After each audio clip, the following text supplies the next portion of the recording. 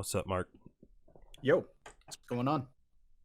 Honestly, throwing together a podcast at the last minute. That's what's going on right now. That's just like old times. Yeah, no, right? Fucking everybody rushes into the garage just like, Yeah. the fucking, what did Sony Quick, say? get me a beer. Have me a beer. Yeah. The only difference is White Claws are a thing now. Oh my God, you have a white. I think I've got some White Claw in the Oh, fridge. Should I I'm have not one? alone. Should I go get one? You should go grab it. Okay. All right.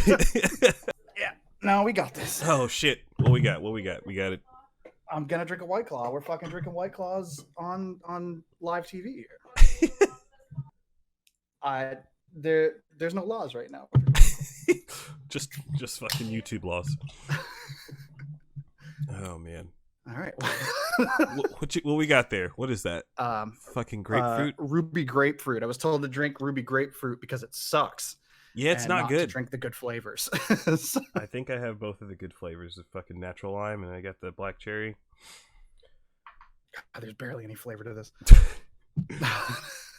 Anyway, what's up, man? We haven't Hey. talked in like what? Well, let me rephrase that. We've texted each other random like 2-sentence fucking things. Yeah. But we haven't really talked at length for God knows how long.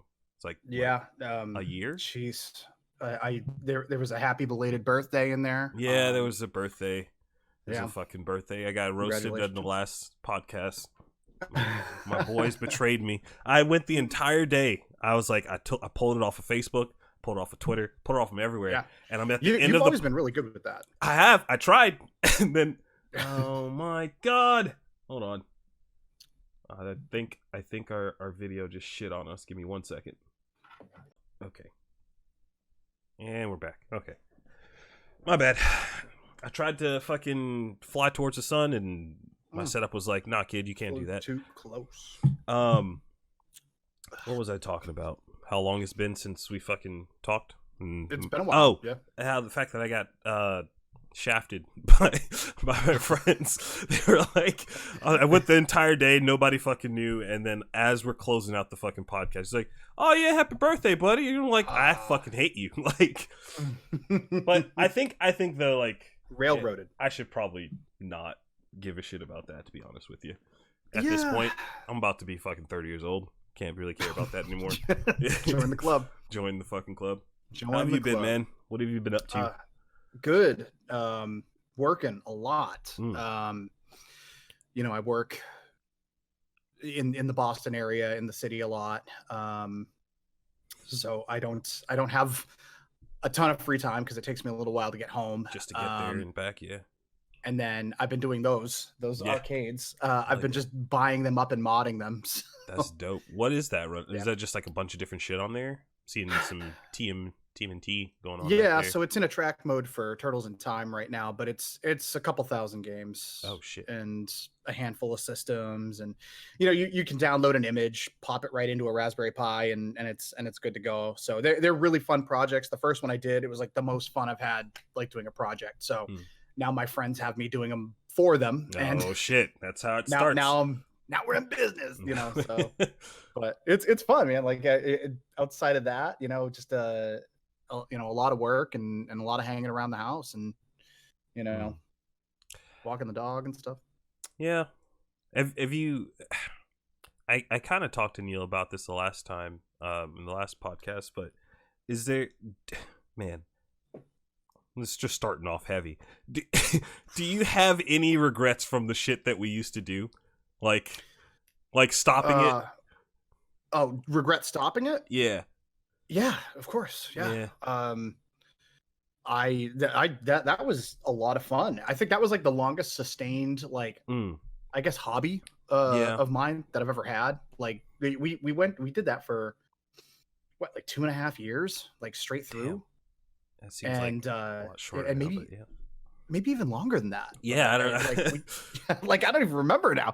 But that was fun, man. And it's it was kind of destination planning. That was, I used to tell you guys, like that was my time, Yeah. that I had with friends was doing that stuff down there. So stopping was, it was Yeah. definitely a job. Yeah. But it was a fun job. There was a lot of work that went into it, but I had a lot of. I wish I almost want to try to do like a I like a fucking info GQ. I don't know how I would call it though. Like Like a just behind the music. Yeah, well, no, more of like a reunion kind of thing. Oh And try yeah, to get yeah. everybody together and do like a little podcast episode for that. If Teen Mom can do it, we can do it. That's how I feel about that. Dude, If they can get all those girls in one place and they can have a reunion show, we shit, can have a reunion I saw show. that. I saw the trailer for that. I was out of town this past weekend, and I'm sitting in the hotel room like flipping through channels as you do when you're out, and I'm like, oh, like Teen Mom. It's so funny how detached I am from like TV. Like I don't watch any fucking TV. Right. Like I don't know. I've watched the same shit that a 40-year-old house mom would watch, like crime dramas and shit. Like Lucifer, love that show. Show's Okay. great. Yeah. I'm assuming you've never heard of this show or don't care about, or just I don't know. Like the reaction was just like yeah. Well, is that like a witch show? Like I don't know. Nah, so all right, this is where I just age a year in advance. I'm gonna turn 30 by the time I'm done explaining this, because people are like, Nice. why the fuck would you like that? Basically, the premise of the show is Lucifer himself decides, fuck hell, I don't want to be there anymore. I'm gonna go to LA. It's basically hell. Ha ha ha, the joke that everyone makes. Because you were free to leave at any time. So he leaves. This is a crime drama, by the way, or a crime series. Like, so it's like you get. It has no rights in being good at all, or I should not like it. But what are the crimes? Like what? All right, so so he leaves. He comes to Earth or whatever. Finds this hot chick who happens to be like a police officer. Lauren Nice. Lauren German. Or Lauren, I don't know how to pronounce. Is that the? That's the actress? actor's name or actress name. Yeah, I don't know what other shit she's done. And Tom Ellis is Lucifer. So he comes there. He does what? So he obviously is falling in love with this woman, but he's the devil, the actual devil. And even though his whole thing is I will never lie to people, he doesn't lie to people. Yeah. He's just going around saying, yeah, I mean, I'm Satan. Like, I'm the guy. And then everybody's like, whatever. And while he's fucking, like, mind fucking people and, like, he can transform and he just beat the shit out of this dude and threw this dude. Whatever. Long story short, he follows her around and solves missions and solves fucking crimes and shit with her using his devil powers. What benefit does he get for solving crime? Like he's... For him, it's just fun. Also, somehow he owns a club. They don't explain how he has the money for the club. He just owns it and lives Club there. 666. Yeah, basically. It's then like all the other angels come from heaven. They're like, "Yo, dude, you gotta go back to hell. Thank God. Like you can't stay here." I shouldn't like this show, and now that I'm explaining it, I feel like I shouldn't watch season 5, but I know I'm gonna watch season 5. I don't know. No, the TV that I watch now is like HGTV. I will watch anyone remodel anything. I will fire up some Love It or List It. Was watching that earlier.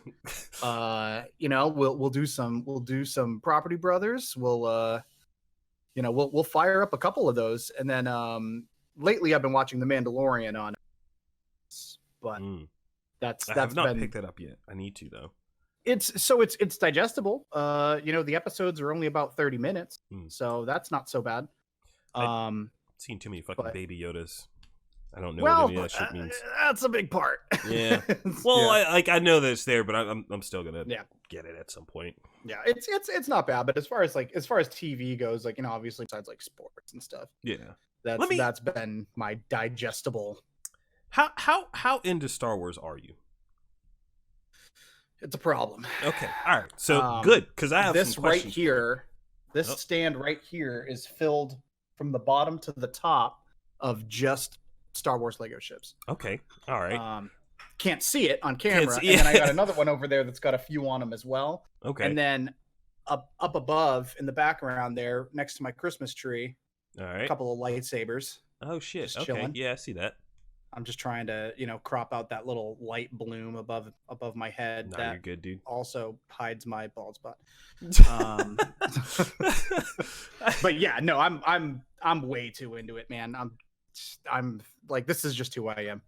So I have some questions for you, because Okay. I wasn't like super into Star Wars when like the first 6 episodes were a thing.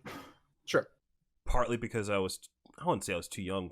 I guess because my parents weren't into it, so like I didn't have that like, hey, this shit was dope when I was a kid. Watch this now. Right, my mom was into it. My mom was into it. She I got never me to had watch it. anybody that like around me that was like, yo, check out Star Wars. It was all Yeah. like just through me randomly like Right. seeing stuff. So I feel like after seeing the first 6, because I have done that at this point, Okay. and good. then seeing these most recent 2 and playing through Fallen Order, Mhm. I feel like whoever is in charge of writing these stories is the worst. The actual cinematics of it and everything are cool. I enjoy watching the movies. Yeah. I enjoyed playing the game. Yeah. The lightsaber things are fun and flashy. Right. But every time there's a path that would be like really interesting to take, but Yeah. requires like some moral deviation, I guess, like Yeah. normal Storytelling chops. Yeah, they just don't do it. Like they always do the like, but he's the good guy and this is the bad guy, and it's like, but what and if? he already knows what to do. Yeah. It's like, okay. For instance, the Rey and Kylo thing. Okay. I was like, when they were at the whole like chamber with Snoke and everything, they already kill him or whatever. And there's Sure. this moment where they're like, "Hey, the Jedis have done some fucked up stuff too." Yeah. And Kylo's like, "We could just break this whole cycle. We could join. Yeah. We could team up." And I was like, Yeah. "That would be interesting as fuck." We'd see some I like agree. gray Force users or whatever. Yeah. And then they were just like, "Nah." Yeah. I was like, "Fuck!" Like, why? But I have this other guy back on this other planet that I've known for 10 minutes. and I God gotta get back. damn it! I was like, this is a perfect story moment, and they were just like, "Yeah, no, we're gonna keep it safe." And I'm actually in the minority Ooh. that doesn't hate that movie, The Last Jedi. Mm. I dislike some of the story beats. I don't think. Spoiler alert. Dude, Luke at this Skywalker point, needed if to you haven't die. seen that movie, fucking Yeah. stop. it's offensive to me Yeah. that you can still like be upset about me. Fuck. So I didn't mean to cut you off though. No, it's fine. Luke didn't need to die, and I could go on and on about a couple that happened sort of like in the Disney era. Not to get off on a tangent. No, go for it. Oh my god, dude! This is. If some of my friends see this, they're gonna start cracking up because they know what I'm about to talk about. Oh shit. In the Solo movie, Okay. Lando, who Mhm. was played by what's his name? Glover, Donald Glover. Donald That's not right. Glover. Is it Donald Glover? Donald It's Childish Gambino. Childish Gambino. That's what. yeah. So yeah, so like he did a bang up job. In fact, just take our shirts off. And start. That movie should have been the young Lando movie, because we didn't have much of Lando in the original trilogy. We had him in part of Empire and part of Jedi, and we had 3 movies of young Han Solo. We did not need Han Solo. That's true. But Yeah. Lando in Solo was perfectly acted, perfect everything up until a certain point. Okay. Because you go into the Millennium Falcon and I forget some of the characters because I've only seen the movie once. They go into the Millennium Falcon. It's like, oh, cool. It looked like before it was a wreck. And the Daenerys fucking is in the cockpit with the droid, and they're talking about relationships and shit like that, because Han, he's trying to get in there and stuff. Yeah. And then she starts talking to him about like Daenerys, just because, Emilia Clarke, I don't know what her fucking name was in the movie, says to the droid, like, oh, well, what about, you and Lando? You guys are close. And the droid outright in this movie insinuates that she is fucking Lando. They're having sex. and I think it was Ron Howard who came in and kind of cleaned it up because they were worried that the movie wasn't funny enough or something like that. He came in, or no, they were worried it was too funny, and he came in to try and fix it. He did a pretty good job because the movie's not bad. I have not seen this movie yet. I don't know it's a heist movie. You know, it's a fun little heist movie. It didn't need to be a movie, and at the same time, it didn't need to be a solo movie. But she outright says, "Okay, I'm having sex with this person," and then they came out later and said, "Yes, Lando is pansexual," to confirm that Lando will have sex with this droid. So, spoiler alert again. At a certain point, this droid's AI is put into the Falcon because this droid has like the best navicomputer anywhere, right? Okay. So, and the droid is destroyed in like a shootout, and they're like, "Oh, we could save her. We could put her in the Falcon, and then she'll have like, you know," and so that's why like Han is so he's so shifty like with the Falcon because it has the best navicomputer, it has the best data. So they put her core, like her mind core, right in the Falcon. Okay. Lando fucked the Millennium Falcon, and I can't get over it. I cannot get past it. I have such a hard time dealing with it. Lando Calrissian had a sexual relationship with the Millennium Falcon. Why did they do that? Everyone wants to bitch about The Last Jedi, and Snoke got offed, and it's like, I'm not upset that Snoke got offed. In fact, I was pleasantly surprised because that's a different story beat. You know, it's not the same bad guy that we're gonna, build up to the third movie too. Lando had sex with the Millennium Falcon. It's not a living being. I know. So this is gonna get real bad. I have a feeling I know why they did that, and man, this. Well, it's part of like is this like the Disney agenda? Like But they didn't need to do that. They didn't need to do it. No, there were other ways to do it. There were other ways to do it, and they were just like, "No, we'll just do it. Who's gonna give a shit?" And like everybody collectively just went, "Yeah, I care." You know, the thing this franchise that I've been actually into for God knows how many years. I'll tell you this: Lando could have been gay. Lando could have been bisexual. Lando could have had an interspecies relationship with an alien, like anything. And that it would have been whatever, but they're like, no, remember that iconic ship from your childhood? This motherfucker hit it. His dick is inside it multiple times. Oh my god. But the whole thing with the Star Wars thing right now, it's obviously, George Lucas wasn't quite the story writer himself, and the reason why the original trilogy movies were good is because up until Return of the Jedi, he had someone helping it. Like his wife saved the original Star Wars A New Hope in the edit. And if you watch, I think Empire Dreams is on Disney Plus right now. Bing, ad for Disney Plus. It's like a 2.5 hour documentary, but there's also a nice YouTube video of how Star Wars was saved in the edit, and George Lucas's wife saved it. And the second one, he had Irvin Kershner, who was directing that film and was able to kind of put his touch on it and temper some of the George Lucas stuff. George Lucas, by Return of the Jedi, is going, and you start to see some of that prequel-esque bullshit dialogue, like "Father, turn to the light" and bullshit like that. Bud, chill. Yeah, that's what it is. So, as far as like Disney goes, like they started off by kind of ignoring the prequels, but now you're starting to see sort of like a renaissance. Because if you think about that, like a lot of kids, maybe our age and a little bit younger, grew up with the prequels. That was their Star Wars trilogy. So there's a bit of nostalgia for them.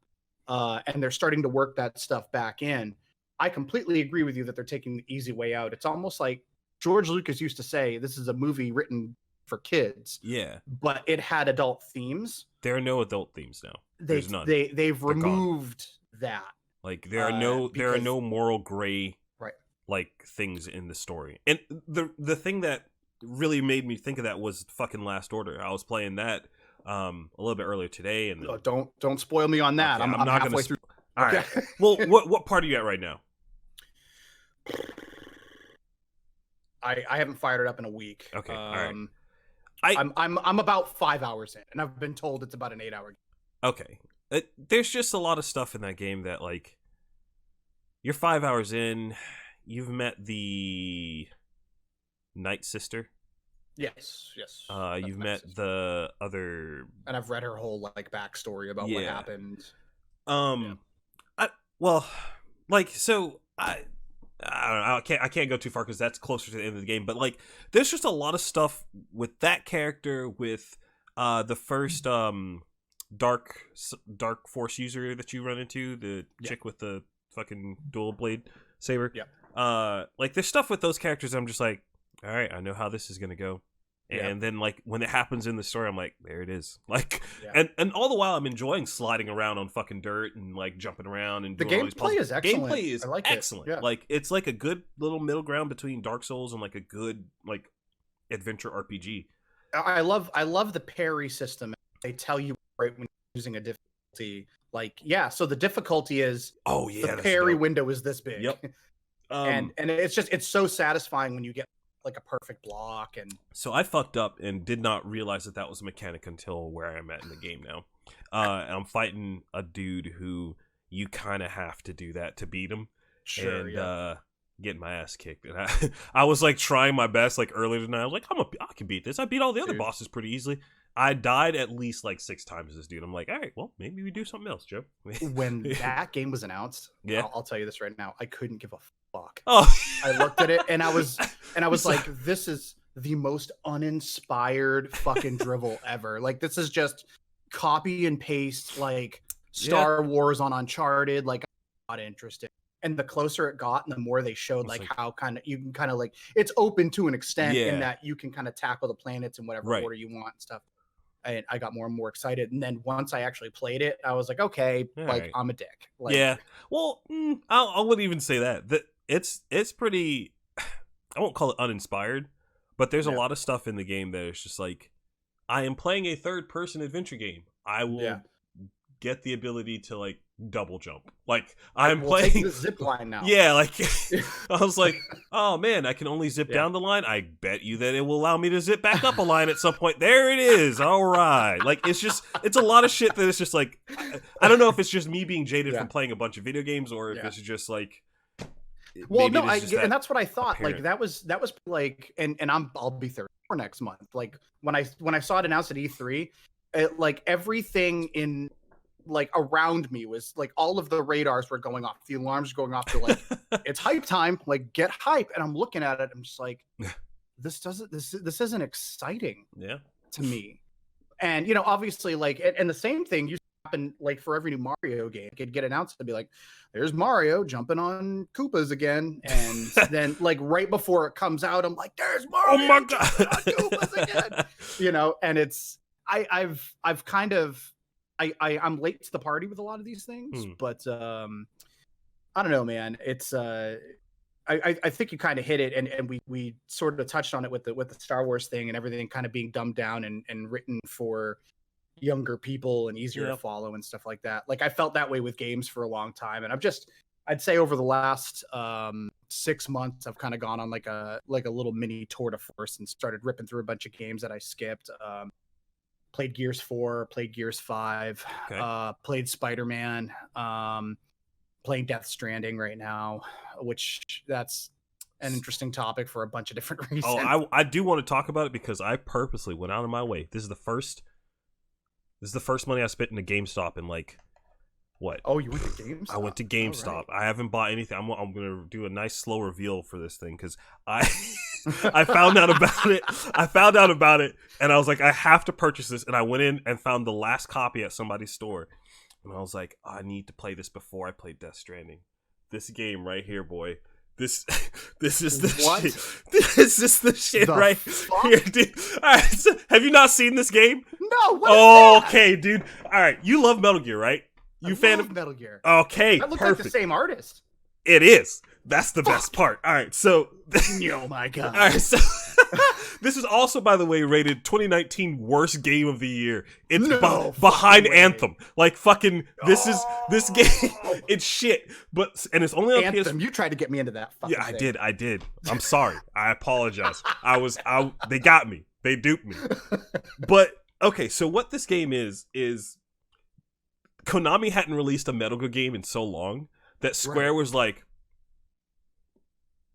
let's just make a Metal Gear game. So Square Enix fucking did the mark expire? Dude, fucking Square Enix Oh shit, that's the wrong camera. I forgot you have a different camera than me. I have 2 cameras right here. Oh It's my fucking god! Square Okay. Enix. That is the same fucking artwork. It's the on same front. art. It's the same artist. The gameplay is very like the same, but it does like parts of the game just doesn't work. It's poorly programmed. It's just a piece of shit. I got this game for $5. It came out this year, so like It's even got the day one edition. Yeah, shit. yeah. I'm like, it's gonna be a. I was like, I found this. I was like, I have to play it. So I want to record a video at some point with me playing this thing because, oh Dude, man, I'll take the dive for $5. dude, it was bucks, so. man. Oh man, I've watched so many people play it, and I've just laughed the entire time. I missed it. I missed God it. damn it! You have to play that game. Dude, the only shit I do on like Twitch anymore, watch Mitch Flower Power fucking who the rip fuck is Mario Mitch? 3's acid, Oh, and like it's like that, and fucking what's his goddamn name? Maximilian. oh, I don't. Fighting game dude. I watch him. I don't watch a lot of Twitch, man. It's bad. Yeah, I fall asleep. I fall asleep to streams because it's just like it's almost like ASMR. Right? Yeah. It's just like empty noises and people hitting buttons and shit like that. And then every That's- now and then someone will rage about something. What? Oh man, I gotta. Okay, I wonder if there's a way. I can. Okay, I gotta find this link for you, and I need you to listen to it. This is very exciting. So this is from a stream that I did a little bit ago. It embodies everything about nerd rage. Okay. It's so good. But while I'm pulling that up, my go to sleep stuff is like YouTube videos. Yeah. Like usually like podcast or like some bullshit political video that for whatever reason I want that pumped into my fucking brain when I'm going to sleep. Don't get me going on that. Oh shit, dude. I mean, you can if you want to. Oh no. My fifth episode. My fifth episode. No, if you don't want to, we don't have to. But my fifth episode was with a gentleman whose dad was the chief of medicine for Bush and Obama. So that was a very interesting conversation. I think it was the fifth one. It was either fifth or sixth. I don't remember. I need to fucking find this video though. God damn it, it's great. It's one of the best. The guy's voice it's an Overwatch match, so you can kind of guess where this is going. That we didn't win. we lost. So there was that. Hell yeah, I found it. All right, let me get the video up. You can always cut this shit down. This isn't that one Overwatch video. The dude shouting the N-word like no. Although I'm not gonna lie to you, if he did, I would have been like, yeah, this was expected. I was expecting him to fucking go there. Why can't it fucking? Oh my god. Oh, okay, I'd have to save it or whatever. Okay, well, come on. I hate Twitch, dude. I hate Twitch so much. I hate Twitch culture. I hate this pseudo celebrity like bullshit. Like I saw I think it was Shroud went to Mixer and he had a full blown WWE entrance video when he did it. Dude, and I was like, first of all, I'm pissed because I don't have a full blown WWE entrance video. Second of all, you play Fortnite, but hey, you know, that's what the chillins are into. Dude, I try my best not to follow like what's going on in Twitch land when it comes to like the big boys. I every now and then I'll hop into a Dr. Disrespect stream just because I got nothing else going on, or I'll pop it on the side while I'm playing some RPG or something. Mm-hmm. But I don't know. I see the shit that goes down with like Alinity and like fucking all these other people, and then I just I heard a little bit about that. I was just like, I just want I'm good. It's gonna make me upset if I keep looking into it, so I'm just gonna tune it out for my own sanity. I used to go to NeoGaf a lot, and then they had their own drama, and they splintered into like Reset Era, and I just recently stopped going to that site because it used to be a good site to like get like insider information on like up game stuff like that, and the community was like relatively easy to deal with. But now it's just like every other top thread is just like who can we pitchfork, you know? It's like the trees in Pokemon look like Ocarina of Time. Fuck Game Freak. You've got to have something better to do with your time, dude. Like, oh man, these kids don't. They fucking no. I mean, that's the real trick is they don't have anything better to do with their time. I don't think this video is gonna play. I'm just gonna have to send you the link later. Anyway, it involves us losing, and then this guy literally going off. I can try to mirror his voice as best as possible, but he's just like, he's like, touch the point, touch the point, touch the point. God damn it! He's like, what the fuck happened there? And he just goes off the highest pitch like game, and it's so good. It's so good, It's a man. heated gamer moment. Yeah. And then like the best part was I was streaming. There was another guy that was playing who was also streaming on YouTube, or he was recording, I think. Yeah. And the two of us were just like, "This is gold. We appreciate everything that this young man's doing for us right now. Like, we appreciate it, man. Thanks." Just click record. Smile. Yeah, it's just like, don't say anything. Don't ruin the moment. Don't ruin the moment. Just it's like not stepping in the shot when like you see like a rare like animal come out of hibernation, thing like that. He's like, just chill. Let it do its thing. Oh my god. I don't know. I've had this weird. Not to, I guess, stray too far away from that whole Twitch thing. I don't know where I should be streaming right now, which is driving me nuts. Like I. Okay, yeah. Can you? Why is I paused you a long time ago and you're just playing in the background? But God damn it. I stream to everywhere. I still use Restream, and I stream to like Twitch and Mixer at the same Right. time. And I've heard a lot of people be like, "Well, don't do that because it means that you're not you're just looking for views." But do you remember when you guys lectured me on Twitch etiquette when like I was like it was like one of the earlier episodes and I was like, yeah, like you dicks are in the chat, but you're not talking. Yeah. And I started calling people out, and you're like, no. No. It's shit like that. It's like baseball and the unwritten, and it's like. Don't call out your lurkers. Run across the pitcher's mound because it shows disrespect to the pitcher. It's like, of course, I'm playing. Yeah, I want to win. Like that's the that's like the what thing. are we doing? You can't flip your bat too hard after you stroke a run because you might offend somebody. Shut the fuck up. See that? Jack that shit. Yeah. Like, what are we talking about? Yeet this bat. Yeah. And so for me, it's just like, oh well, it looks like you're looking for views. Fucking of course I am. Yeah. That's the thought where I was like, that's the whole fucking point. That's the thing. Of this entire exercise is them trying to get views. I also look at it more so of like, I don't know if I ever will join any affiliate or partnership program ever again. Even because I know I'm getting close to the point where they're going to offer it to me or it'll become available, and I'm very like so far in my head I know my answer will be, fuck you. Like because not because of anything that they've done to me specifically, but I think it's fucked. It's like, all right, so here's the deal, man. You can't stream to anywhere else. You can only stream. What the fuck? Siri just I something triggered Siri. And she just went, what's up, Siri? How you doing? No. She's like, hello. Yeah. But not because of anything they did to you. This is how fucked my head is right now. I was like, hey, what's up, Siri? How you doing? And in my head, your Siri's just like, what's up, Nick? And it just fucking goes. And we have to fucking like, all right, we gotta cut that shit.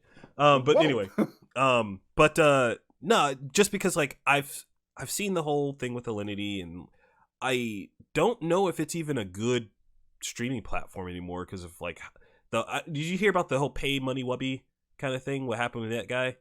No. So basically, some troll reported his channel. They suspended his channel or banned him.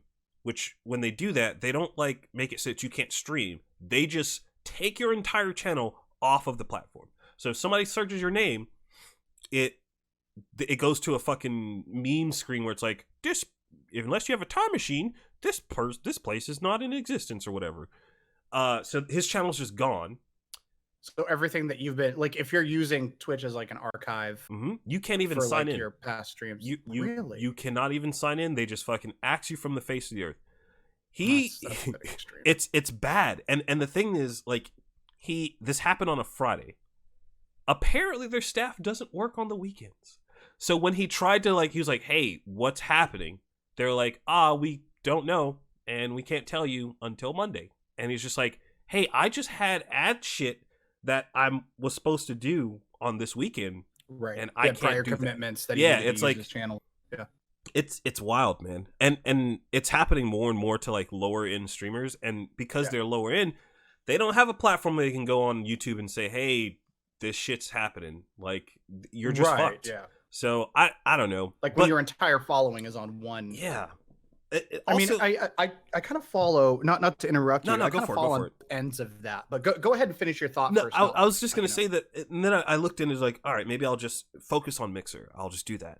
And then not even 2 seconds into that, like, investigation, I found out that they have a massive bot problem. Like an insane, like a crazy bot problem. Yeah, and I'm just like, God damn it. Like do they like actively do anything about it? So that's the thing. When their partnered streamers are saying, hey, this is a problem, and they have no response on Twitter. None. Like nothing. Just radio silence. I'm just like, oh boy. Like, is this even like, fuck. Like, what am I supposed to do here, you know? Well, it's kind of the same thing with like Twitter itself.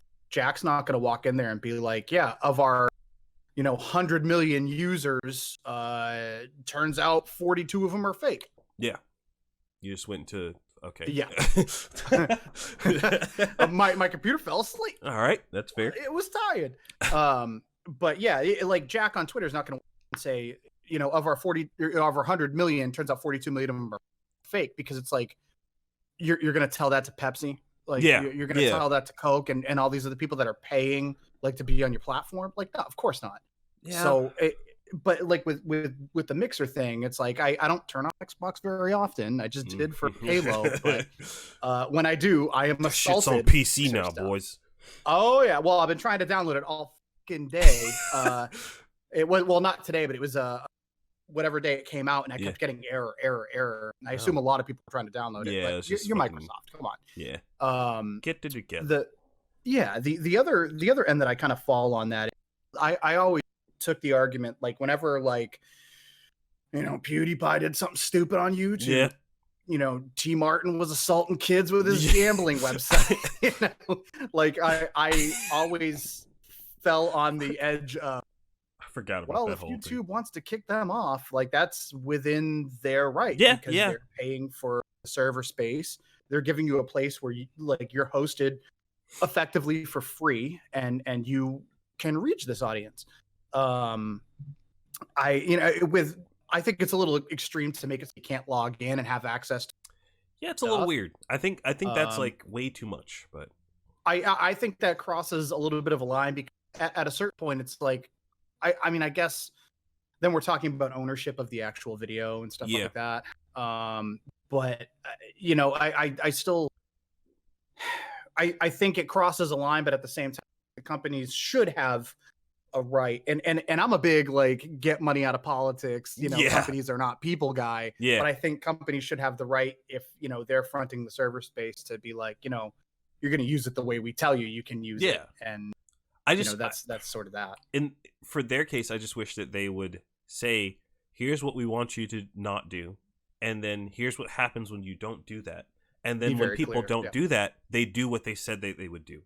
That's the problem that they have with in Twitch's case, where they say, "Here's what we want you to do," or they say, "Maybe don't do that," because they don't say anything flat out. They're like, "Hey, maybe don't do that." And then when someone does that, they go, how many subscribers do you have? How much money are you bringing into us? Oh, you're not bringing in that much money? Fucking here's the axe. Oh, so you're bringing in a fuck ton of money? Different rules. Yeah, it's just like, God damn it! Like, can you just be consistent? Yeah. Like, it's the United States legal system. Yeah. I don't know. I still really want to find this. I want this video so bad, because it's a great moment. It's like gamers at their best, man. They're so good. Gamers at their best, dude. I love like all these shitty gamer memes that have come out because of all this. Like, it's so funny to me. Like, I love it. Oh man. Yeah. Well, I mean, if gamers weren't so fucking shitty. Yeah. It's kind of tough to like associate gamers. So I work in an industry that caters to the nerd gamer centric thing without it being video games. It's mostly like hobby games, like collectible card games and stuff of that nature.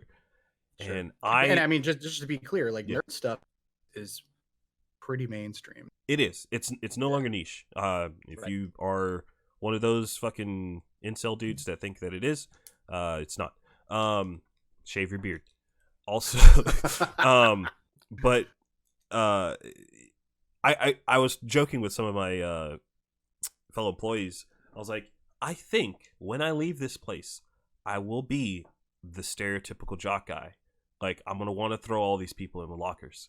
It's just like there's a lot of, I won't say there's some good apples. I won't say everybody is like shit, but sure. Whew, there's just a lot of just like socially inept like things that I'm just like, you thought that was cool, huh? All right. Yeah. All right, they man. really stretch out that bell curve. Yeah. It's like, all right, dude, that's on you, man, but whatever. Kind of how I felt at GameStop. I used to make the joke with a lot of my friends that I was jock man. And I was the guy that liked sports and, you know, wanted to go to trivia night at the bar and stuff like that. And, you know, everybody else doing that shit. I need to find a group of people to do some trivia nights. Yeah. What is people, you know? Like, oh, dude. People now down here, it sucks.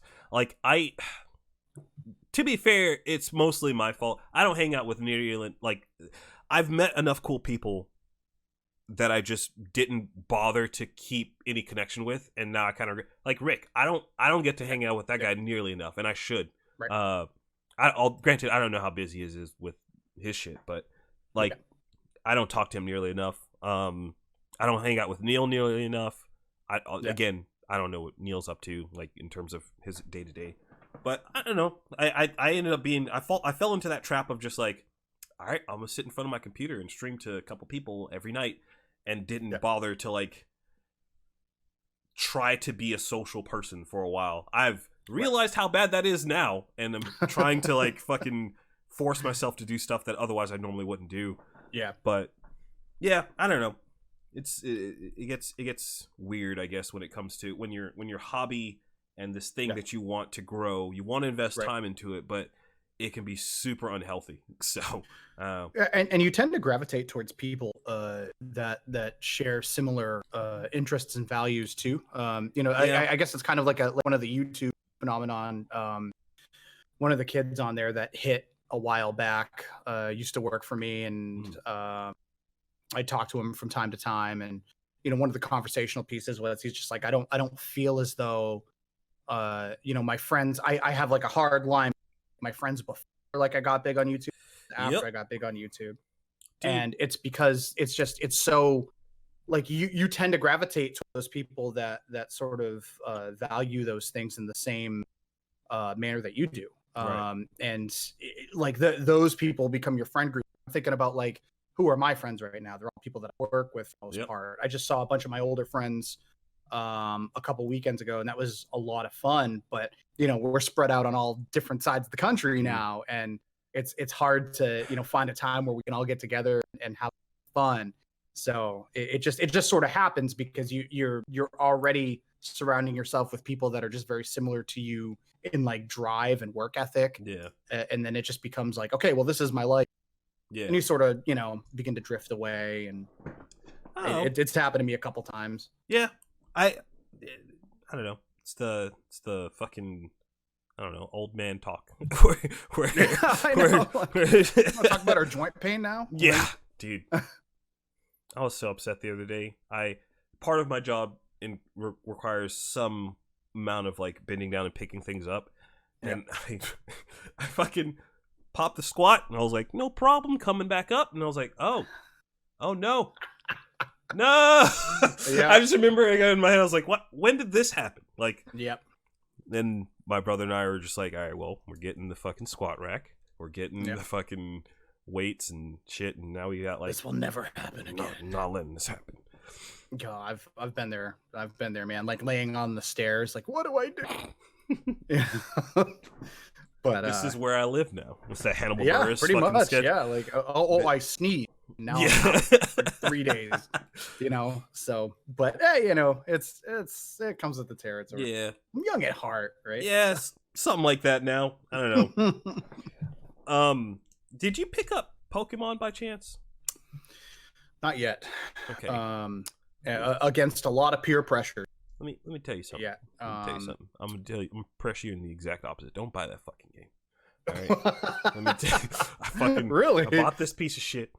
Okay. So if you're a fan of, like, a big fan of Pokemon, go nuts, enjoy it. I wouldn't say I'm a big fan. But I'd say I'm a pretty casual fan. Then you're not gonna like this game. Okay. Because I would consider myself a casual fan of Pokemon. I had a fucking plushy Gengar hanging up somewhere behind this green screen. Yeah. But there's just too much shit in front of you to just play Pokemon. There's so much dialogue. There's so much, like, bullshit story. No one gives a shit about the story in a Pokemon game. Leave me alone. They want to just catch Pokemon. It reminded me of when I was talking about, like, with how we were talking about Star Wars, and I looked down and I saw that game. I was like, you did it too. You betrayed me. You fucking catering to these young kids or whatever. God, I'm getting angry again. Just thinking of that Lando Millennium Falcon.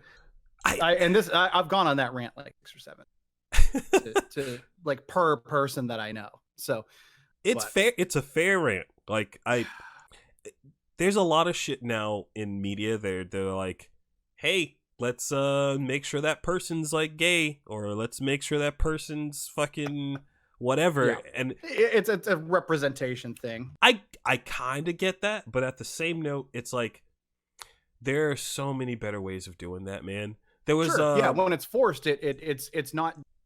I would argue that it actually does it.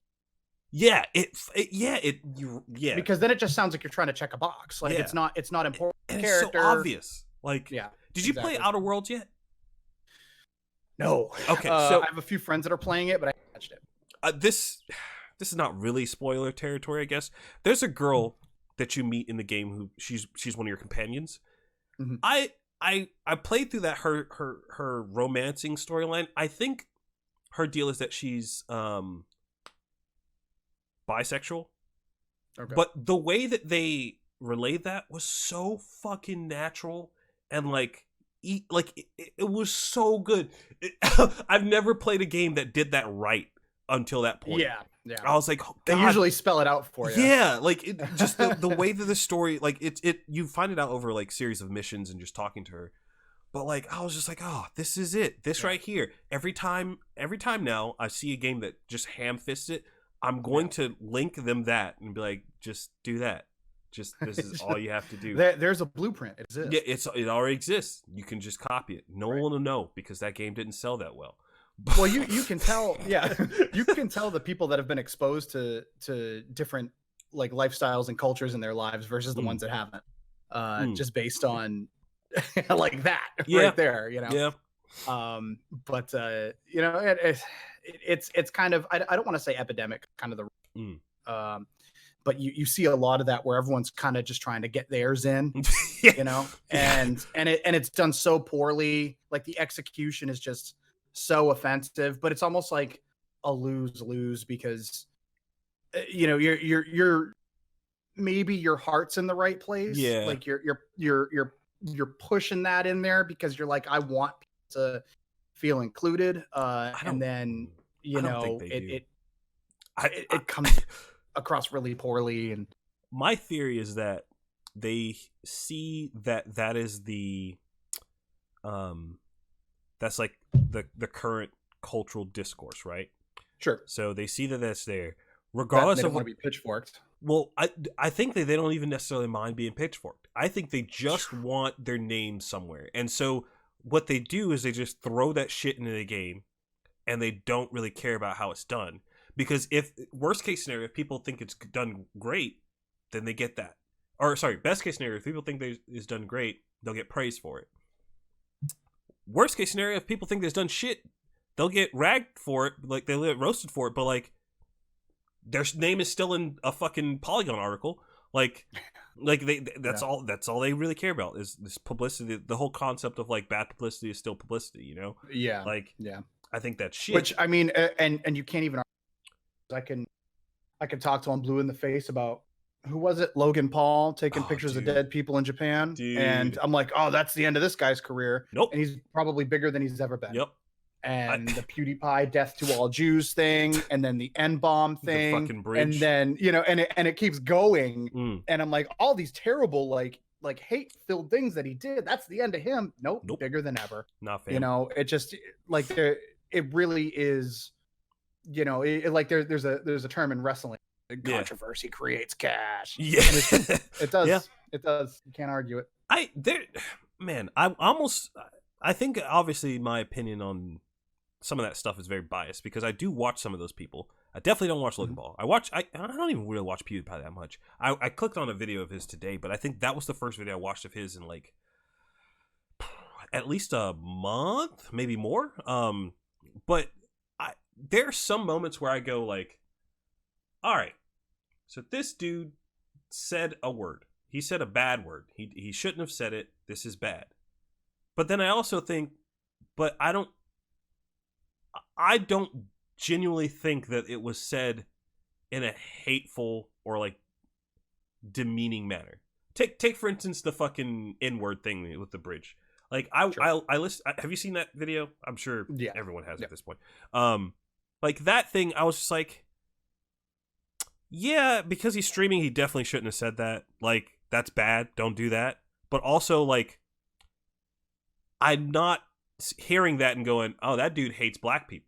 Like that's not what I took from that. Yeah. Like there's some shit like, that I say offline that like, oh sure, the emphasis is it's offline. Granted, I mean, y'all heard me. Yeah, dude, fucking yeah.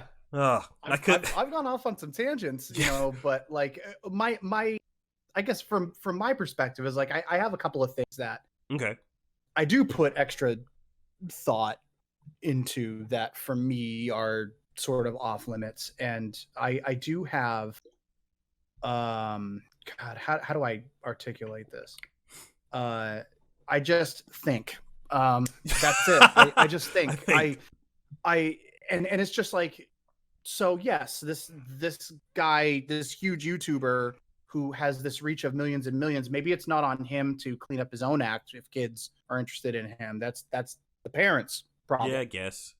But like, what culture are you a part of where like that word, for example, is part of like your like heated gaming vernacular, you know? Yeah, and it's sort of like, so like you're only as good as like the company you keep. Like what is that saying where it's just like you are like the sum of like your 5 closest friends or something like that, and it's just like, you know, I don't know. I mean, I'm not. No, I get that. I get that. I get that. I see where you're coming from. My brother just recently got back into playing. Well, I guess he never did. So for him, he just got into playing CS:GO, and boy, oh boy, let me tell you about an uncensored like community of people. I watched this one guy named Fitz on YouTube who does like CS:GO stuff. It's really not CS:GO. It's just they so happen to be playing CS:GO. Yeah. I don't understand how his videos are monetized.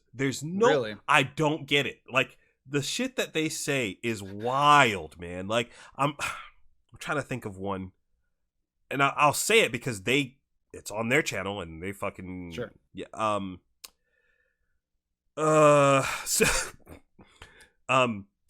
they found. Actually, I showed you guys this. This was back when we were still making stuff. The whole nig word with the Squidward with the afro. Yeah. that was from them. And I was just like, what the fuck? But it was so funny to me. Like, it's just like... they went on a whole tangent about, like, what up, my nig word? And I was just like, what the fuck?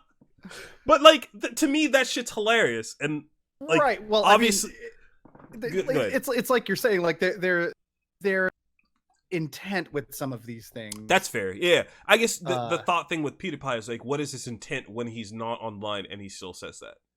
You know, sure. Like, sure. Which, I mean, is not really up to us to dude, you know, establish, because he's his own person. Yeah. I couldn't. I've cut my promos on T Mart and stuff like that. I think what T Martin did is way worse than, you know, what PewDiePie, or I won't say Logan Paul, but PewDiePie did. Yeah. Because he preyed on children and actively misrepresented himself as, yo, kids, I found this cool site where you can Give me your fucking That's money. my favorite line where he's just like, I found this. I found yes, this you cool founded site. it. Yes, you did. You founded this site. He's like, you made no, it. you didn't hear me correctly. I said found it. Yeah. No, Bullshit. you said you found this cool site. And look at me. I'm winning the fucking like crazy. I just made crazy $15 million. It's crazy. Whoa.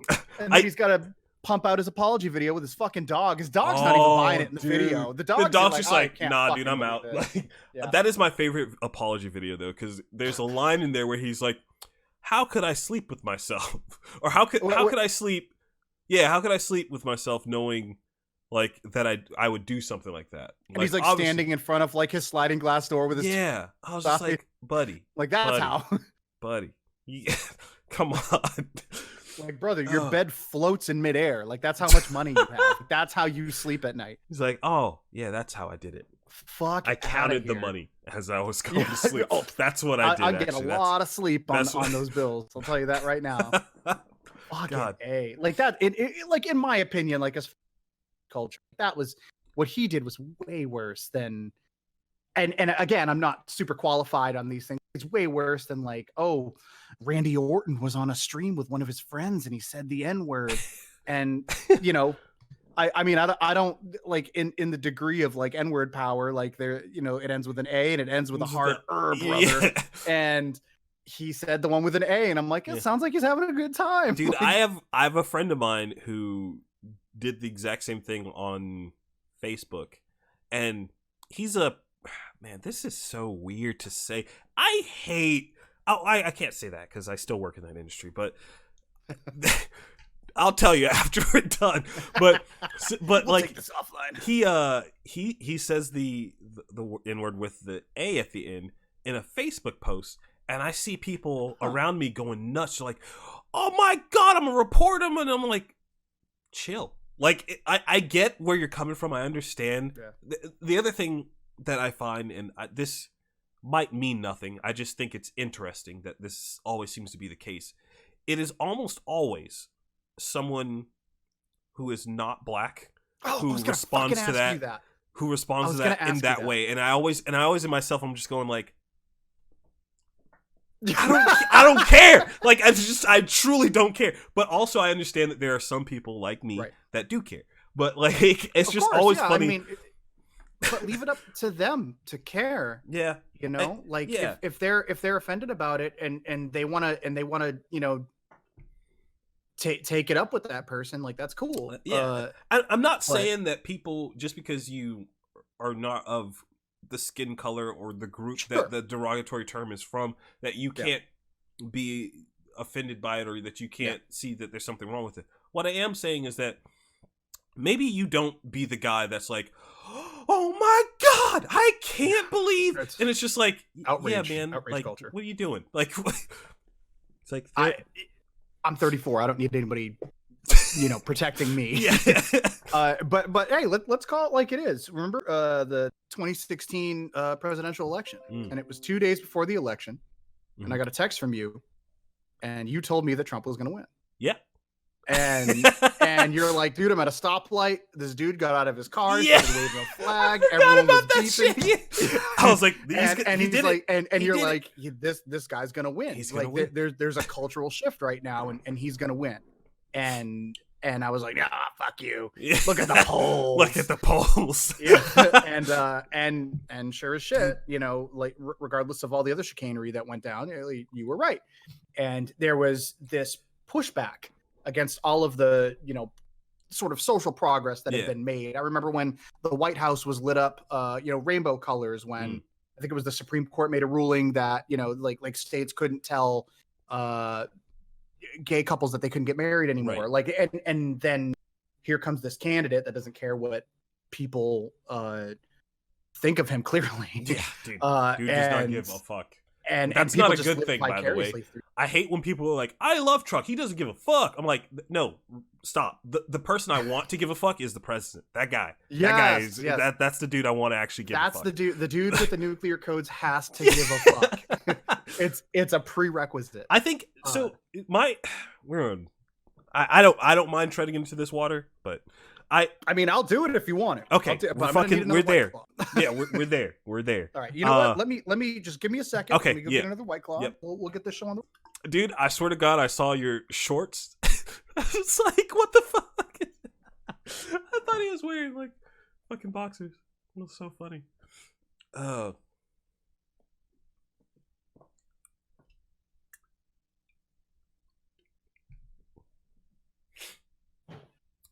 are you talking?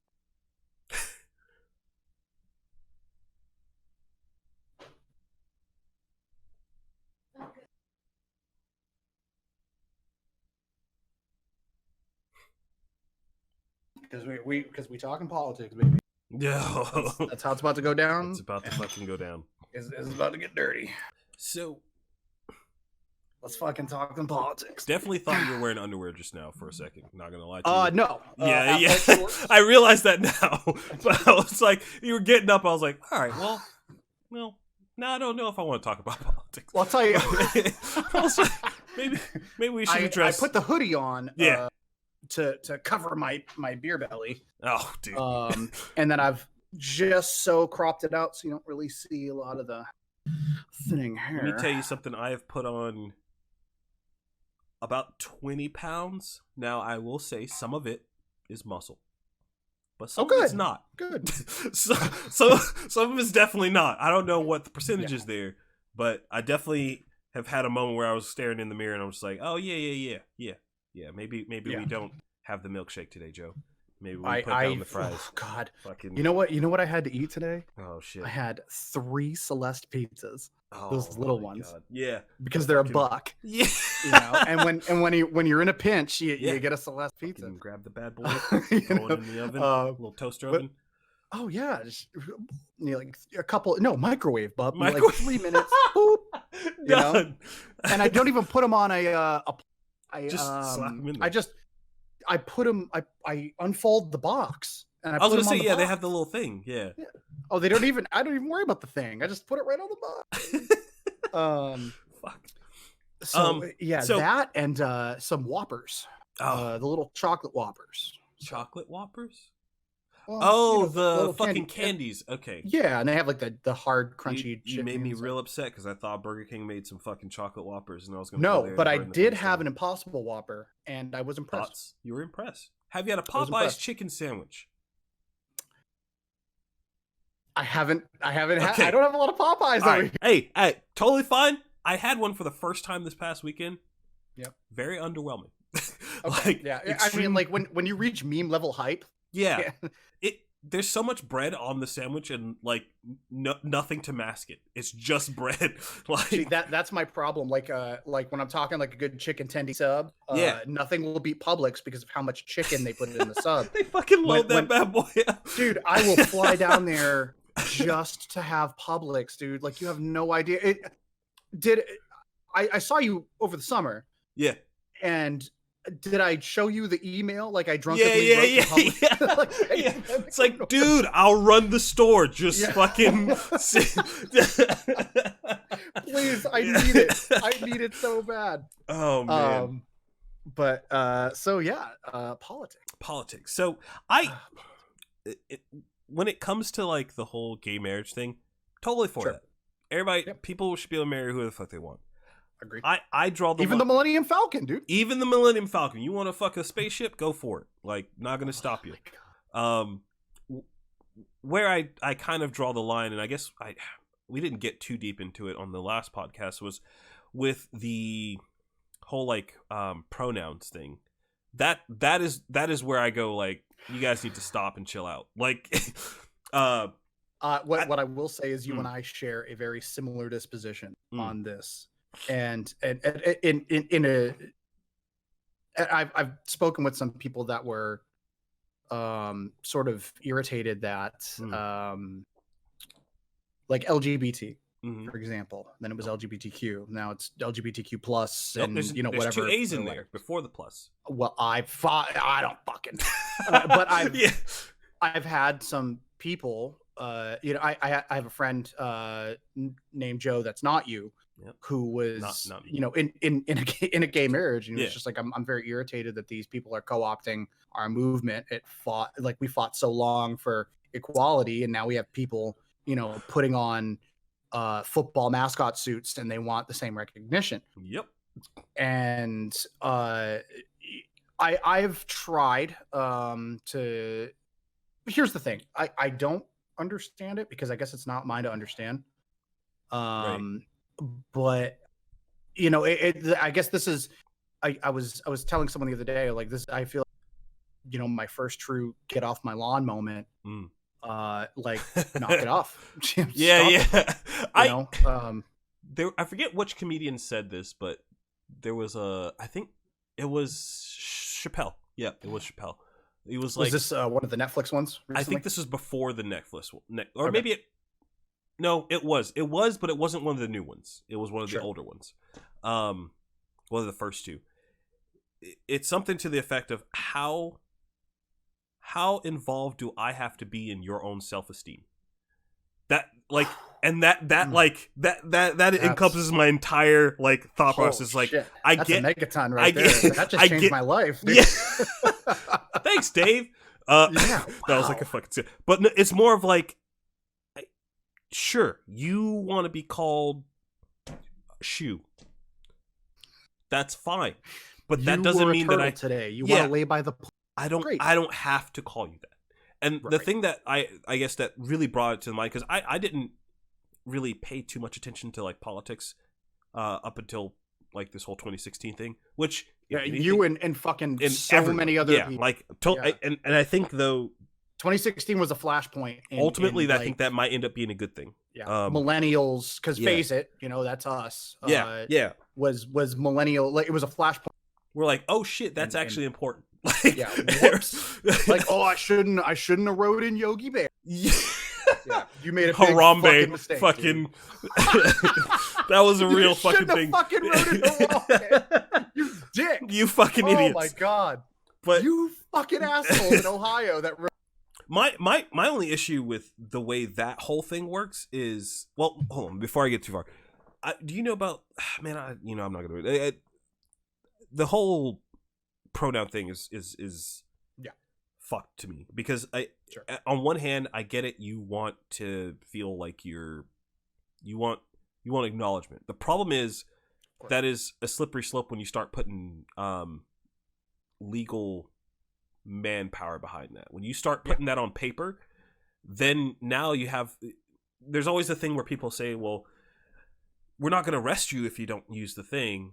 And then to that I will say, okay, then what are you going to do? They're like, oh, well, there'll be a fine. I'm like, okay, well, what if I don't pay the fine? Sure. Now I'm getting arrested. Like, it's like, that's the. See, I guess I couldn't ever see that. I don't think that will happen in the U.S. It has happened in other countries. Well, it's really happening now. Yeah, in other countries. Yeah, like. And that's a big part of, like, our essential freedoms. You can do whatever you want without fear of, not do whatever you want. You can say whatever you want without fear of persecution from the government. That's freedom of speech. Freedom of speech isn't I'm allowed to be as big of an asshole as I want without repercussion. My company can fire me. I can get punched in the face, blah, blah, blah. But the government can't come after you for the things that you say. That's my fear is, like, you can say whatever you want without being an asshole. The problem is I don't say there, but some people are trying to push that line of what is an asshole to include me not saying that you are a woman when biologically you are a man. And that I one small caveat to that is, when it comes to professional interactions, I'll call you whatever the fuck you want. I don't care. I don't care. Sure. But when it's me and I'm off the clock and I have no responsibility to, I don't know. I guess I don't have a responsibility to treat you professionally outside of a profession. I'm not going to do it. And I'm not sorry about that. It's just like, no, I totally understand. I guess, like, the way that I sort of look at that, and again, you and I mindset, but it was asked of me recently, because I think I said the exact same thing that And it was asked to me recently. I was like, but okay, so how many times have you offended somebody for using the wrong Jesus. pronoun? And I was like, oh, I guess never. Like when I thought about it, like I haven't encountered a situation. I've seen the woman in GameStop getting upset for being called sir such a and great freaking video. out with the vein popping out of her neck. I've seen that. Like I've seen shit on YouTube. I've seen shit on Twitter, but like in my everyday life, I've never and I do have interactions with so do men and trans women. I've never offended anyone. I have no intention on offending even outside of like professional. That's never my intention is to go around. I'm gonna be a dick to this person. Like that's not what I'm trying to do. It's more so of like I feel like at this point you are people have this whole concept of like this is my truth. I don't think that makes a lot of sense. I think that goes back to alternative facts. Yeah, it's like there is no my truth. There is just what is the truth. Right. I'm a big science guy. Yeah, not like Scientology, but fucking Jesus. That Scientology is the most non-science thing I've ever seen in my entire life. Holy shit. Just dump money in, but like dude, level up. Let's go. I level up. That's what they do. Yeah, that's very accurate. I got to this level. I do think it's funny with Scientology though, like how anyone that's ever been in it and then left, they're just like, yeah, holy shit, man. Yeah, like you gotta it's fucking wild. Run. Yeah. Like I'm one of the ones that live. Jesus. Like, that's so weird. It's crazy, dude. Like it's really. Have you seen that video? Cruise and they're like, level 5 Medal of Valor winner. Oh, where he goes up and gives a speech? Yeah. Oh, I see. And then he like salutes L. Ron Hubbard and like what the fuck, dude. But that's kind of low key what I feel like is happening to. Okay, that's right. You're breaking. You're going in and out. I didn't hear what you said there. The gain is. I guess the gain is so low. I guess. But you know what? I'll say it out loud. Oh nope. Oh no. That is what's happening to Republicans right now. So you think they are becoming reminiscent of Scientologists. They have their deity, and they have their cult. Like I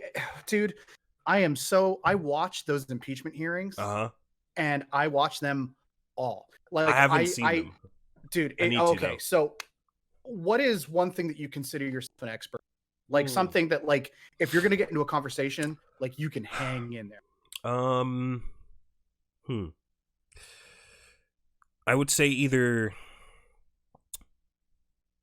I'd say just video games in general as a consumer. Sure. Like video games. Sure. And I would feel the same way. Yeah, but my other one is politics.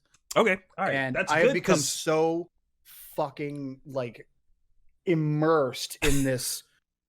Like I feel like it's another dimension, dude. Like to sit there and watch the facts get read out by 15 fucking witnesses who explain to you what happened, when it happened, why it happened, how it happened. And then for the goalposts to be moved and for them to say like, well, you know what? Didn't quote. Like, I know that in the limited crimes that I've committed, I did not announce that I was committing that crime. It did not mean that I didn't commit a crime, but you don't need to announce it's just, oh my God. I need to watch them. I really do. They circle. I'll tell you one thing about the Republican Party right now is they circle the wagons like no one I have ever fucking seen. They are so united right now. And there is a very, very real chance that Trump wins another election. That's because the Electoral College does not represent the fucking majority of the country, but that's fine. I don't understand how we can still have a system like that in place. Not in 2019 because it's so easy, dude. I've moved across the country 3 times, 3 fucking times. It's not hard. I loaded my car up with what fit and I went. It's easy. I just don't understand. If you don't like where you are, you can go tomorrow. I don't understand, like, so the whole premise is like anyone can become president. Anybody. Anyone can be on the ballots and a lot of people can vote for them. But the way I'm like, but they can't. Yeah, like it's right. very obvious that that's not how the system works. Because of money in politics and super PACs, and these companies are Yeah. deciding who they want to run for them, giving Right. them millions of dollars in ad revenue and so on and so forth. And they are like companies and millionaires and billionaires even who owns the Washington Post, Jeff Bezos, Yeah. who owns Bloomberg News, Michael Bloomberg, and he's running for president, Yeah. like these people have the ability to shape the public narrative on things. Not just those two, but like there are so many more than that. Right. Like Trump, he was really good friends with the National Enquirer. Right. And throughout the entire election cycle, what were they running? They were running Hillary hit job stories. She was an alien. She was a sloth. Like, I guess my question would be, and this may be very uninformed, I wonder who has more influence, because from my perspective, it seems like it would be the Democratic Party, because if you look at like how things like YouTube, Twitter, yes, Facebook, like the way that they are censored and skewed, they seem to be more skewed towards like Democratic policies, and like even the way that like Twitter handles like things like pronouns and whatnot. It's it's very much skewed towards a left thinking person. Yeah. My question then would be, if that's the case, then shouldn't it be easy to like get in a Democratic like presidential candidate? Well, I mean, you would think so, but the president uses Twitter. Kennedy is not a word. I just realized. Never mind. Sorry. Kennedy. Kinda. We had a President Kennedy, but the current president uses Twitter, and like no other. Fucking like no one before. And you know what? Props. I think that's a good thing that people should. The only thing I'm afraid of is that because he's done such a shit job of doing that, I feel like other presidents may just be afraid to use it. I'm like, no. You should. No, just it's a powerful not tool. the way that. Yeah, Obama was the first person to use social that's true. media. Yeah, that was when that's social right. media was blowing up, and that's how he got elected, because he had an incredible, like David Axelrod and like his whole campaign team. They had an incredible strategy, and they were gonna galvanize the youth. They were gonna go where the youth was, and that was Facebook. Yeah. Right now, the youth is not on Facebook. Nope. Old people are on Facebook. Instagram. So when Snapchat. Trump asks, when Trump asks Zuckerberg to come to dinner, or he asks Jack from Twitter and says, "Hey, where did my 25 million followers go that dropped off of my user count?" Like, this is a matter of national security. Yeah. I'm gonna ask him right now. And he goes, "Well, Mr. President, it turns out those were bought accounts. Yeah. And we really don't want to advertise that. That's our narrative with ad sales. So let's a little bit, So one of the things that I talked to somebody about, he was an old employee of mine, and I was like, "Tell me what you think like your ideal version of." He's like, "My ideal version of America is like an America where companies don't have a say in politics. It's by the people for the people. Like, I consider myself a libertarian. Like, I think that we should do more for ourselves and so." And I go, "Okay, so why are you so against this current crop of liberals?" And he's just like, "It's the thought police, man. Like, it's being told that I'm offending someone. Like, everyone sense like that." I'm like, "Okay, that's not on the ballot box. Like, when you go in and you're voting for candidates and you're voting for certain acts and stuff like that, like vote yes on HR. Like, you're not voting for, can I call this guy a fag and not get roasted for it? That's not what you're voting for." So while I completely agree with you that I think some people, I think they have an argument for thinking that the person they put in that office may vote in favor of something like that would do that. Like I can see where and I do agree with you. Yeah. Said regarding like these are leftist sort of thinking, right?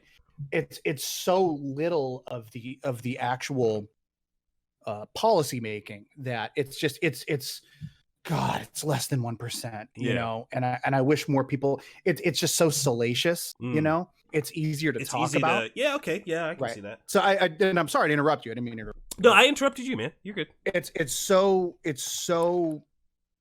easy to find someone that has an emotional reaction to this instead of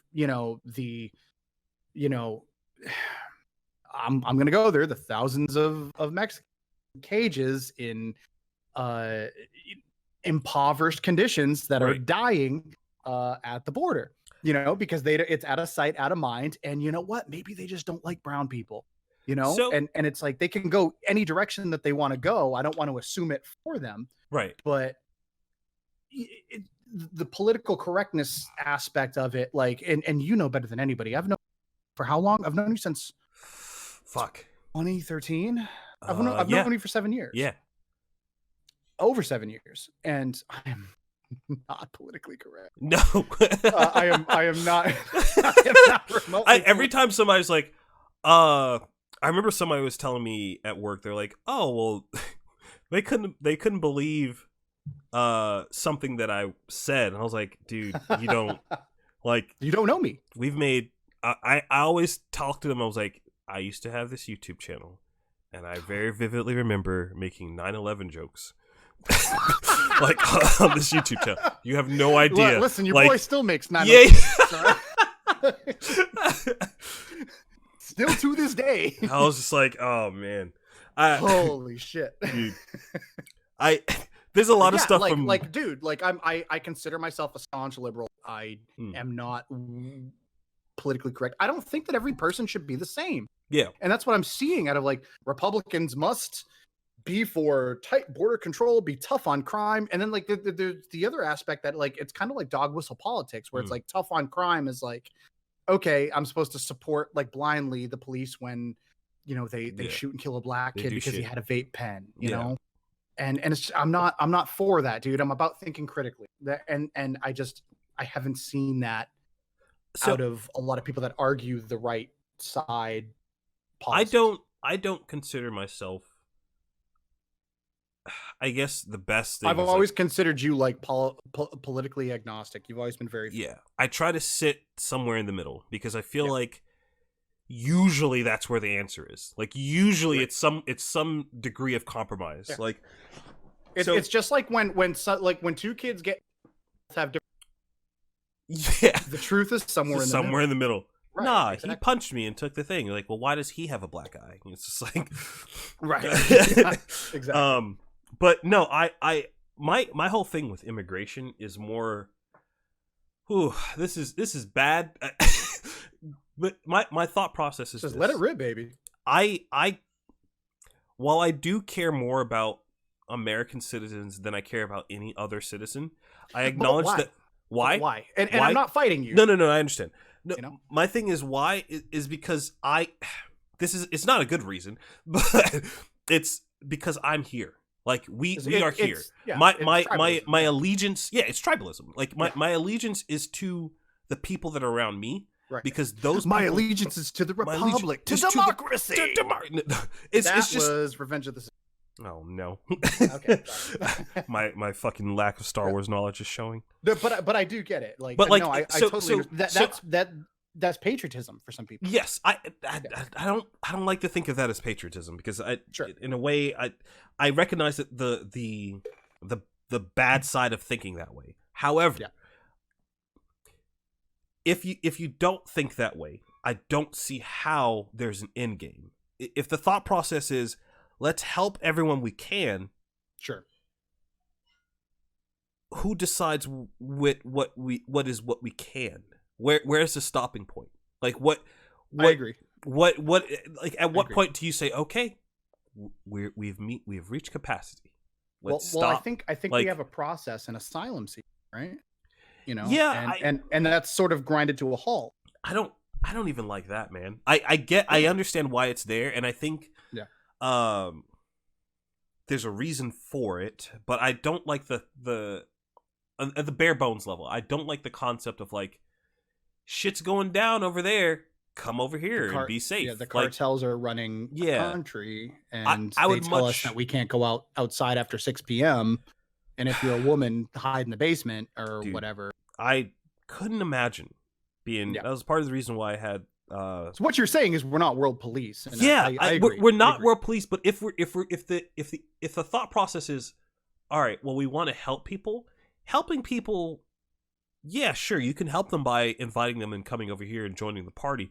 The problem is you're helping them, but it's at what cost? And people like to act like there is no cost for the American people. And I'm like, that's bullshit. Okay. There's no way that it doesn't. Like, it's the same thing with. This is a very small tangent, and I don't want to stay here, but it's the same thought process with where women are like, oh, we want women into the workforce, and we want them to be offered more jobs and want to be treated fairly and everything. And I think that I agree. I want that for them as well.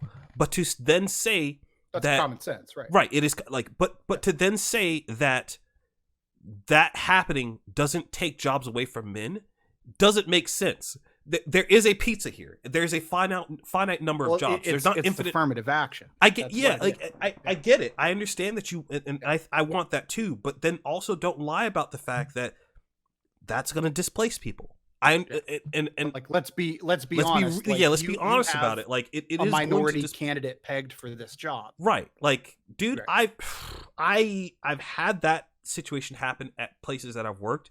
Mm-hmm. And it is the most frustrating thing in the world to see someone I know has no business getting hired, and the better candidate not getting hired, and just it being out of my hands because I'm not in the position. I'm just like, fuck. Like and then later on, seeing that person get fired and be like, dude, and then seeing that mistake happen over and over and over and over and over. And I'm just like, in multiple companies, I can agree with that.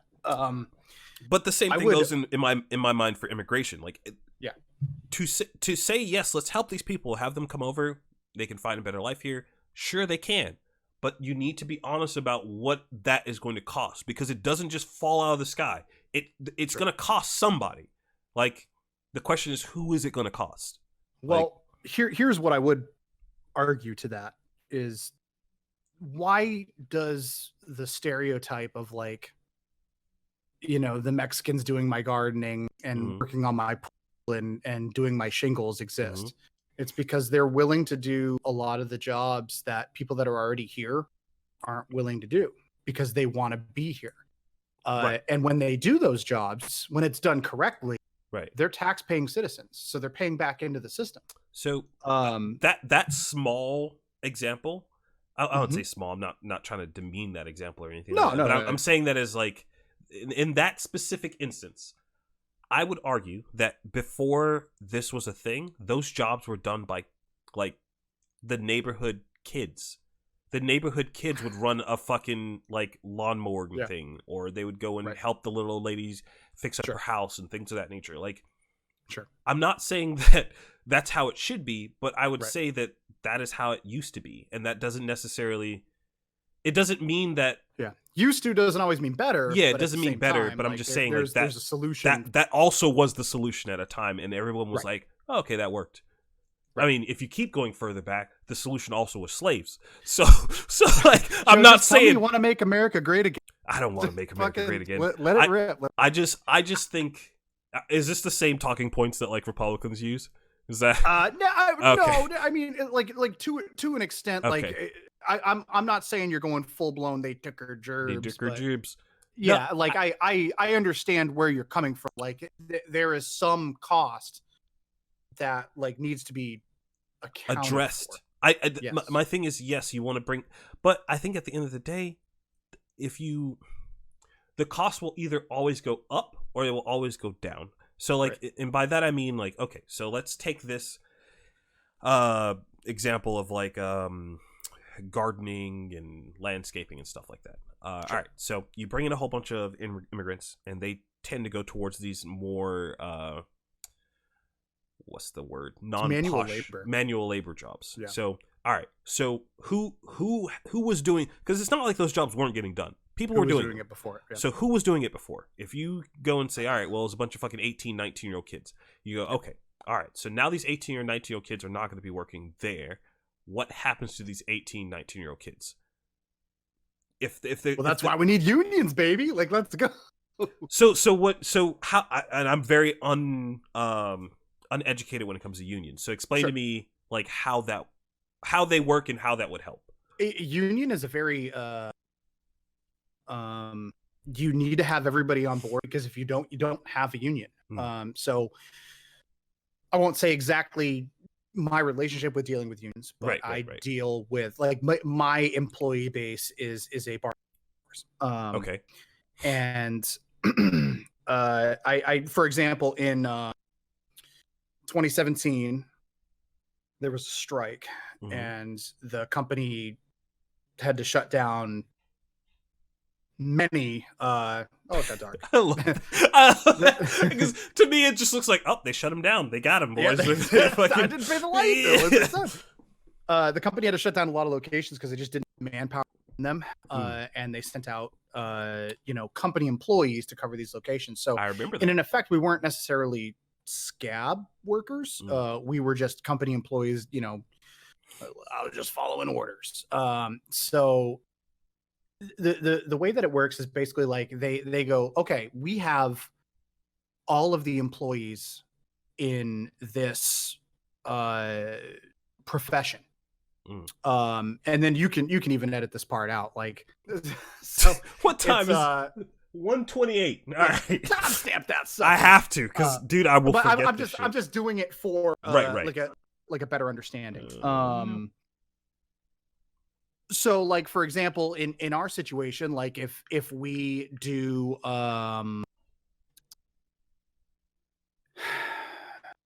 if we do something that the union doesn't agree with, wasn't part of the collective bargaining agreement, we're in violation of that agreement, and those employees can stop working. The other thing that the union argues for during, like, their collective bargaining is higher wages, things. Right. They think they're beneficial to them. Yeah. They're meant to represent the worker. Yeah. And to be fair, even though I am not currently a member of a union, I was a member of a union. Yep. And I do think that the work that they do in most cases is necessary, because when you're going up against multi-million-dollar corporations and companies, you're just one person. You're expendable. Right. But together, you're not. Yeah. And when you're unionized, you have the ability to sort of throw your weight around a little bit. Gotcha. And don't take that as a bad, like a negative connotation. Right. Without unions, you don't have paid holidays. Without unions, you don't have, in Massachusetts, time and a half on Sundays. Blue laws in Massachusetts, you cannot work on Thanksgiving. So all those Targets and Walmarts that open up at 4 p.m. on Thanksgiving, like, you can't do that here, and you can thank unions for that. They fight for a fair work-life balance. So I guess my question would be, how would that help in this specific immigration thing? Like, how would a union... those people would have to join, depending on their work, depending on what they're doing. Like, because there are construction unions, there are landscaping unions, all kinds of stuff. They would have to join unions upon their arrival, receive the same type of protections and whatnot. And the other thing about that is job protection. Like I mentioned, like in a collective bargaining agreement, a union would argue with a company like, oh, by the way, you cannot cut any jobs for the length of the agreement. So when a company comes in and says, we're going to lay off 35,000 people, can't do that when there's a union. And that's a lot of why people like developers, like game developers, need to unionize. Dude, I think they do for a lot of reasons. Right. I agree with that. My only, I hope you're okay with me sitting on this point, because it's not because I'm trying to like do a I don't take gotcha this thing. personally. That's Okay, the good. thing. Okay. Like a lot of people do, and I don't. Yeah. I just want to understand specifically how this would help that, because the way I see it is like, okay, so let's assume that they are forced to join a union. Let's say there's a landscaping union. Sure. So in the past, we're gonna go back in time, I guess. In the past couple of years, there were like 18, 19, 20-year-old kids that were doing this thing. Then we have this mass immigration come over, but they come over and they agree to join this union upon getting the job. If the people in the union are saying, hey, for this X period of time, you are not allowed to light people off, I foresee one of two things happening, and maybe this is because I'm short-sighted and I'm not seeing something else. But the first scenario is they still hire these immigrants to do this job, but now you have more employees than you need. Yeah, more help than you have work. Yeah, you have more help than you have work, which is the bad other for the thing- company. Right. The other thing about like unions is obviously like they're not Sorry, you localized. broke Like up they there. have like I'm the local 103 or whatever. Uh-huh. They if there's no work in San Diego, they'll send you to Portland. You know, Okay. And it's kind of like that comes with, you know, doing union work. Okay. You know, obviously the other end of that is that it does work on seniority. So the people that have been in there longer do have a sweeter deal. Okay. So if they go, hey, yeah, there's work in St. Paul, Minnesota, and we're gonna go down the list, and when we get to the bottom of the list, like you have to go. So when I was in union, I was force balanced to a different location because they honored you know, the seniority in the union. So they went through 20 people and they got to me, and I was the last person in. And they go, well, since these 20 other people told us that they don't want to work there, you have to go. Yeah. And as a member of the union, I had to go. And if I said no, then well, I'm no longer the protections of the union, blah blah blah blah blah. So if somebody immigrates, and let's just say like, okay, mass immigration, you know, let's say for the example, like 50,000 people, they're not all going to be shingling roofs. Yeah, right. You know, they're not all going to be doing the same things, but they do jobs that other people don't want to do. Some are going to be, you know, garbage men. Some are going to, you know, some are going to do those other things. And okay, we're going to sign you up to this union. We're going to make sure that you have a pretty sweet deal. But here's the deal: if Everett, Washington, needs some help, like you're like, I'm sorry, but you're last in, and you're headed up there. So unions, like, they do a lot to help the workforce, but at the same time, like, part of their reason to exist is to make sure that everyone eats the same amount of shit as everyone else. And I understand that, like, a lot of like is like, look, hotels run my you know, my kids aren't safe, blah blah blah. Like, I'm gonna come, like, if those people are willing to come over, then I have a feeling that they're going to be willing to work in Erie, Indiana, as opposed to, you know, San Antonio, Texas. So does the union provide transportation for these people to get there to do the job? Yeah. So they'll get you set up, you know, like they'll get you there, they'll get you set up, but you know, after a certain amount, it's like you know, and then after a certain point, you know, and I'm not saying like, you know, hey, the solution to mass immigration is just joining a union. Yeah. Like, you still need to go through the proper channel. Like you still need to, are you applying for asylum, applying for citizenship? Like, you know, there are certain rules that come with those. Like, you should be able to do both. What I am saying is that they probably shouldn't be held in cages, you know, I don't think 30 by 30. Yeah, I don't think people, well, I'm sure there's some people that would think that way, but I think that the mass majority of people are like, hey, maybe we shouldn't have people in cages. The problem is, they're not, most people don't hold any concern with those people, so it's very easy for them to go, all right, well, that ain't got shit to do with me. Yeah, exactly. Yeah. So it's out of sight, out of mind. They don't see it, and it's not part of their everyday life. That's that's kind of part of the that's just one piece of the larger political Right. puzzle at this point, and it's easy to put, hey, this 4-year-old died in ICE custody at the border today Yeah. because she was malnourished, but obviously a lot, like so much. There's so many moving parts to all this stuff that into it. I just wonder the dog how is like underneath me right now, and I'm Yeah, I scratching. know. I watch you walking around. Yeah. I just wonder how. I wonder how things would even out if that whole like if we didn't have ICE, we didn't have anyone Sure. like managing that. I think like if no, all these people were able to just come in, there was no like obviously there would be bigger problems than just immigration, but I don't know what the solution to that would be. Like there's no win-win situation. Somebody's gonna have to take the L. Right, and that's politics. But the question is, I feel like the way that the politics seem now, the left seem like they want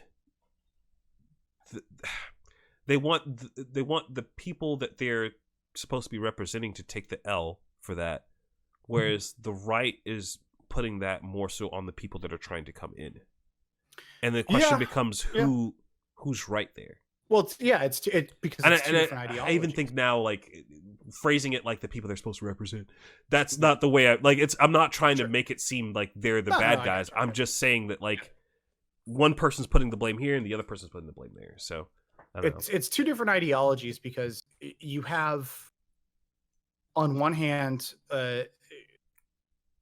really what's happened is the right has gone further right and the left has gone further left.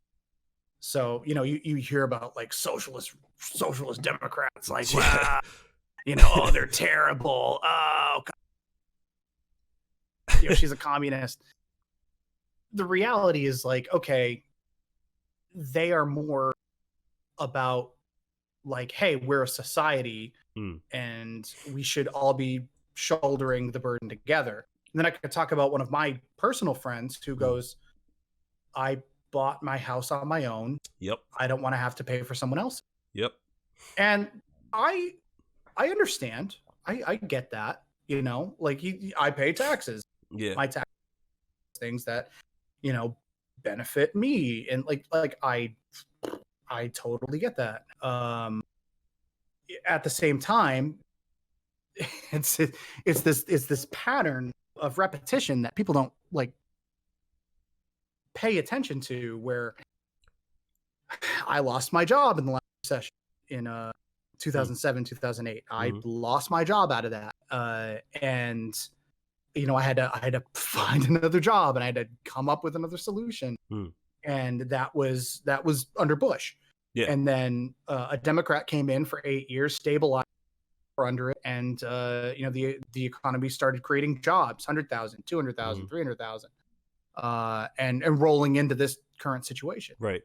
I do think that is a very slippery slope, or I don't want to say slippery slope. I think it's more so of like, I would like for some data to back up some stuff, because the reason why I say that is because I've had a similar conversation with someone before, and their response to what basically somebody was basically asking, do you think Trump has done anything good? And my response to that wasn't that I think that he's a good president. I said I think he's done things good by mistake, because I don't think he knows what the fuck he's doing. But I don't think he's doing that much. I don't think. Yeah, that's also the case. I don't think he's doing a lot. But their response to that was all the good things that are happening now were from Obama's presidency, and I was like, okay. So if I don't. It's like, so if that's the route you want to take, then that would also mean that you can't say that the good things that happened under Obama's presidency was from him. It was from Bush. Sure. So like that's it's like either it is or it isn't. Either it is the person that's in charge or it's the person before. And if it's the person from before, I'll accept that as fact if there's actual proof behind it, and I'll say, okay, well, then this is what's happening. Let's wait until the next 8 years and see what happens at that point. But well, that was one of the big challenges, during the Obama reelection. Was, have you done enough to get us? So it wasn't great yet. So I'm at the Bureau of Labor Statistics. Okay. I'm just kind of browsing around right now. So it's all in hundreds of thousands. So right. 2009 January, lose 783,000 jobs. Okay. And then February 742, March 803, and this is all Obama's first year. So you're like, oh yeah, it's he's either carrying this over Bush or not. In 2010 they gained 3,000 jobs in January. Does it show what policies caused those jobs to be available or no? Oh God, I'll tell you exactly what caused those policies. Okay. It was like bailouts. That would be it was bailouts. Okay. And Bush actually did some bailouts. He did Bush Bucks, which is when he that's a great name. He sent everyone that was a taxpayer at that, I think it was 20 or years old, like a $630 check. Do with it whatever you want. I remember that. And I mean, I'll tell you what I did with it. Like, I paid my bills. But the whole point of it was to stimulate the economy. And then they were bailing out the banks and stuff. And it was, Bank of America, are they really too big to fail? The Obama bailouts were very similar to that, but it was targeted at different industries, the auto industry. For example, they I think they saved Ford. They're like, we can't let Ford die. Let's give them, a bunch of billions of dollars and stuff like that. So it was injecting money into companies they felt were too big to fail. And then it was on regulations on banks, like, hey, you can no longer offer loans at predatory rates. Like, there are going to be rules that you have to abide by, where you can no longer just offer this more at 23% interest and stuff like that. And a lot of people go, free government, let the decide and stuff like that. And like, really, the left comes in and they tie the hands of these businesses because they did something wrong. Think of Enron, right? Think of the student loan situation going on right now.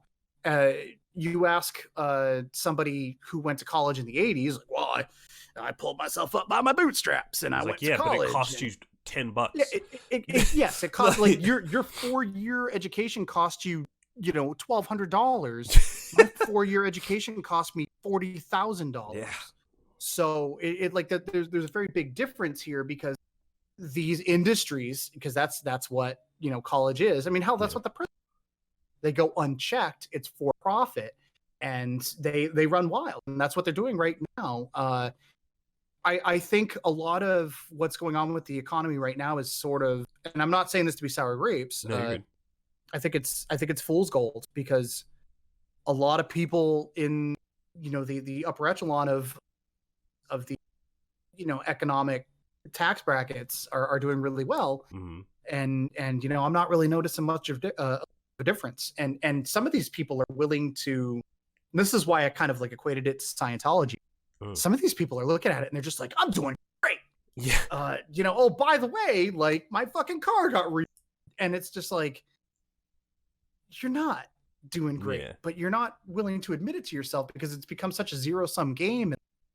This like team mentality, like, I must win. Right. Nobody's winning here. Yeah. That's the other thing that frustrates me with how elections work.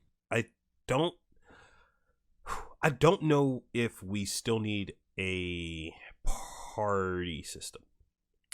That may be uneducated thinking, but I'm just I think that's part of the problem. Is because like, belong to one problem or party or the other. I like to look at Andrew Yang. Do you know that guy who's running? Yeah. I'm familiar with the Yang gang. The Yang gang. I don't think that guy would run as a Democrat if he could choose not to. And I don't think you should have to, because I think now the word or the term Democrat, it does fall in line with a team, and it people assume that you think certain things just because you are running as that kind of candidate, and it's just like, Sure. but if you don't, then now you get blasted by that same team that you're supposed to be on. Right. Honestly, I think that's like the issue that I think Democrats are seeing is while you're saying with like Republicans how they're very good at circling the wagons around and like grouping up on certain things, I think Democrats suffer there because which is not a bad thing, because what it means is that people are more nuanced. People have very different thoughts. The problem, I think, is with the name or the term Democrat, because it's like that means so many different things. Like, but it also carries with it a very negative connotation, just like Republican does. Right? Yeah. Both of them carry like no one thinks no one other than a Republican thinks, oh, I heard the word Republican and that's a good thing. Like no one outside of that circle will think that is good. They won't even think that it's like a middle of the line thing. They will only think that it is bad because it is not their team, and that's bad. Right. But I don't know how you fix that, man. I short of like some massive like restructuring, I don't see how that gets fixed. Because that would mean wiping out like Congress, wiping out like Senate. Like it you would have to. Yeah. So many people would lose their jobs. Like that. Because at the end of the day, like it's not just two ways of thinking.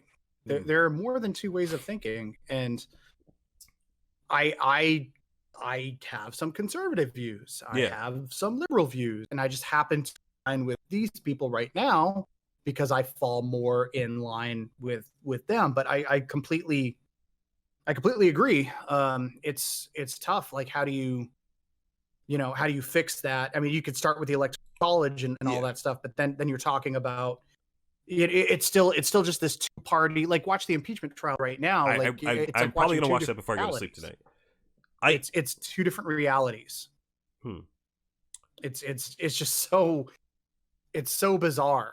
And you have Democrats on the left are, hey, like, we're going to talk about the facts of what happened. Yeah. To use this, constitutionally appropriated power in impeachment to hold the president accountable for what we believe are high crimes and misdemeanors.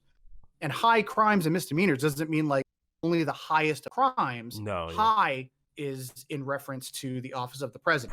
Right. So it's crimes and misdemeanors. Yeah. Made by someone who is in a high, So a lot of people, that's another one of those things where it's like, okay, this document was written in the 1700s, and it might not be the easiest thing to understand now. And Republicans on the other side are waging this other war against a candidate that hasn't won anything. Joe Biden is just running his campaign, and probably he was the front runner at the time, but probably isn't now. Yeah. And they're talking about it overturning the will of the people. And it's like, first of all, like, impeachment is a tool given to us by the framers to deal with presidents that may not be using their office in the best interest of the country. But then you have this other side that are just like, you cannot return people this election.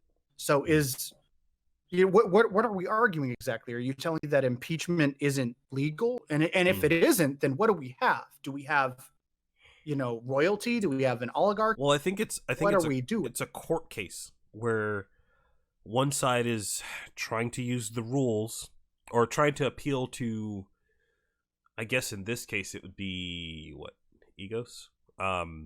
Sure. To say like, hey, fucking the will of the people. You can't. Why would you do that? These are the people you're supposed to represent or whatever. Yeah. And the other side saying, yeah, but this is that. This is also the will of the people. Like this is something. Granted, I don't think that impeachment is something that can truly be said as a will of the people because there's no vote that happens for it. Sure. I just got back from Texas and I'm really sick, by the way. Oh, bless you. But yeah, there's a lot of stuff that I think we should vote for that we don't get the opportunity to. The only problem with that is voting takes up time, and not everyone has that same amount of time. They do referendums in like the UK and stuff. Mm-hmm. You know, like whenever there's an important thing, they go, okay, we're going to put it to the people. We're going to have a referendum, and they're going to let us know. That shit should happen way more often here. I agree. There's like for instance, like gun control is something that I think I have a more, I guess, right way of thinking on it, where I go, all right, I think people should be allowed to own weapons. I think they like should have all the rights in the world to own them. However, I think that just like driving a car, like you need to be able to prove that you are able to hold that responsibility. So, extended background checks, are you for that? Sure. I'm more so concerned about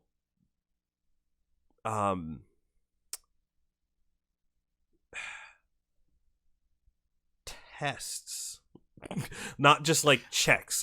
So you mean like a written exam?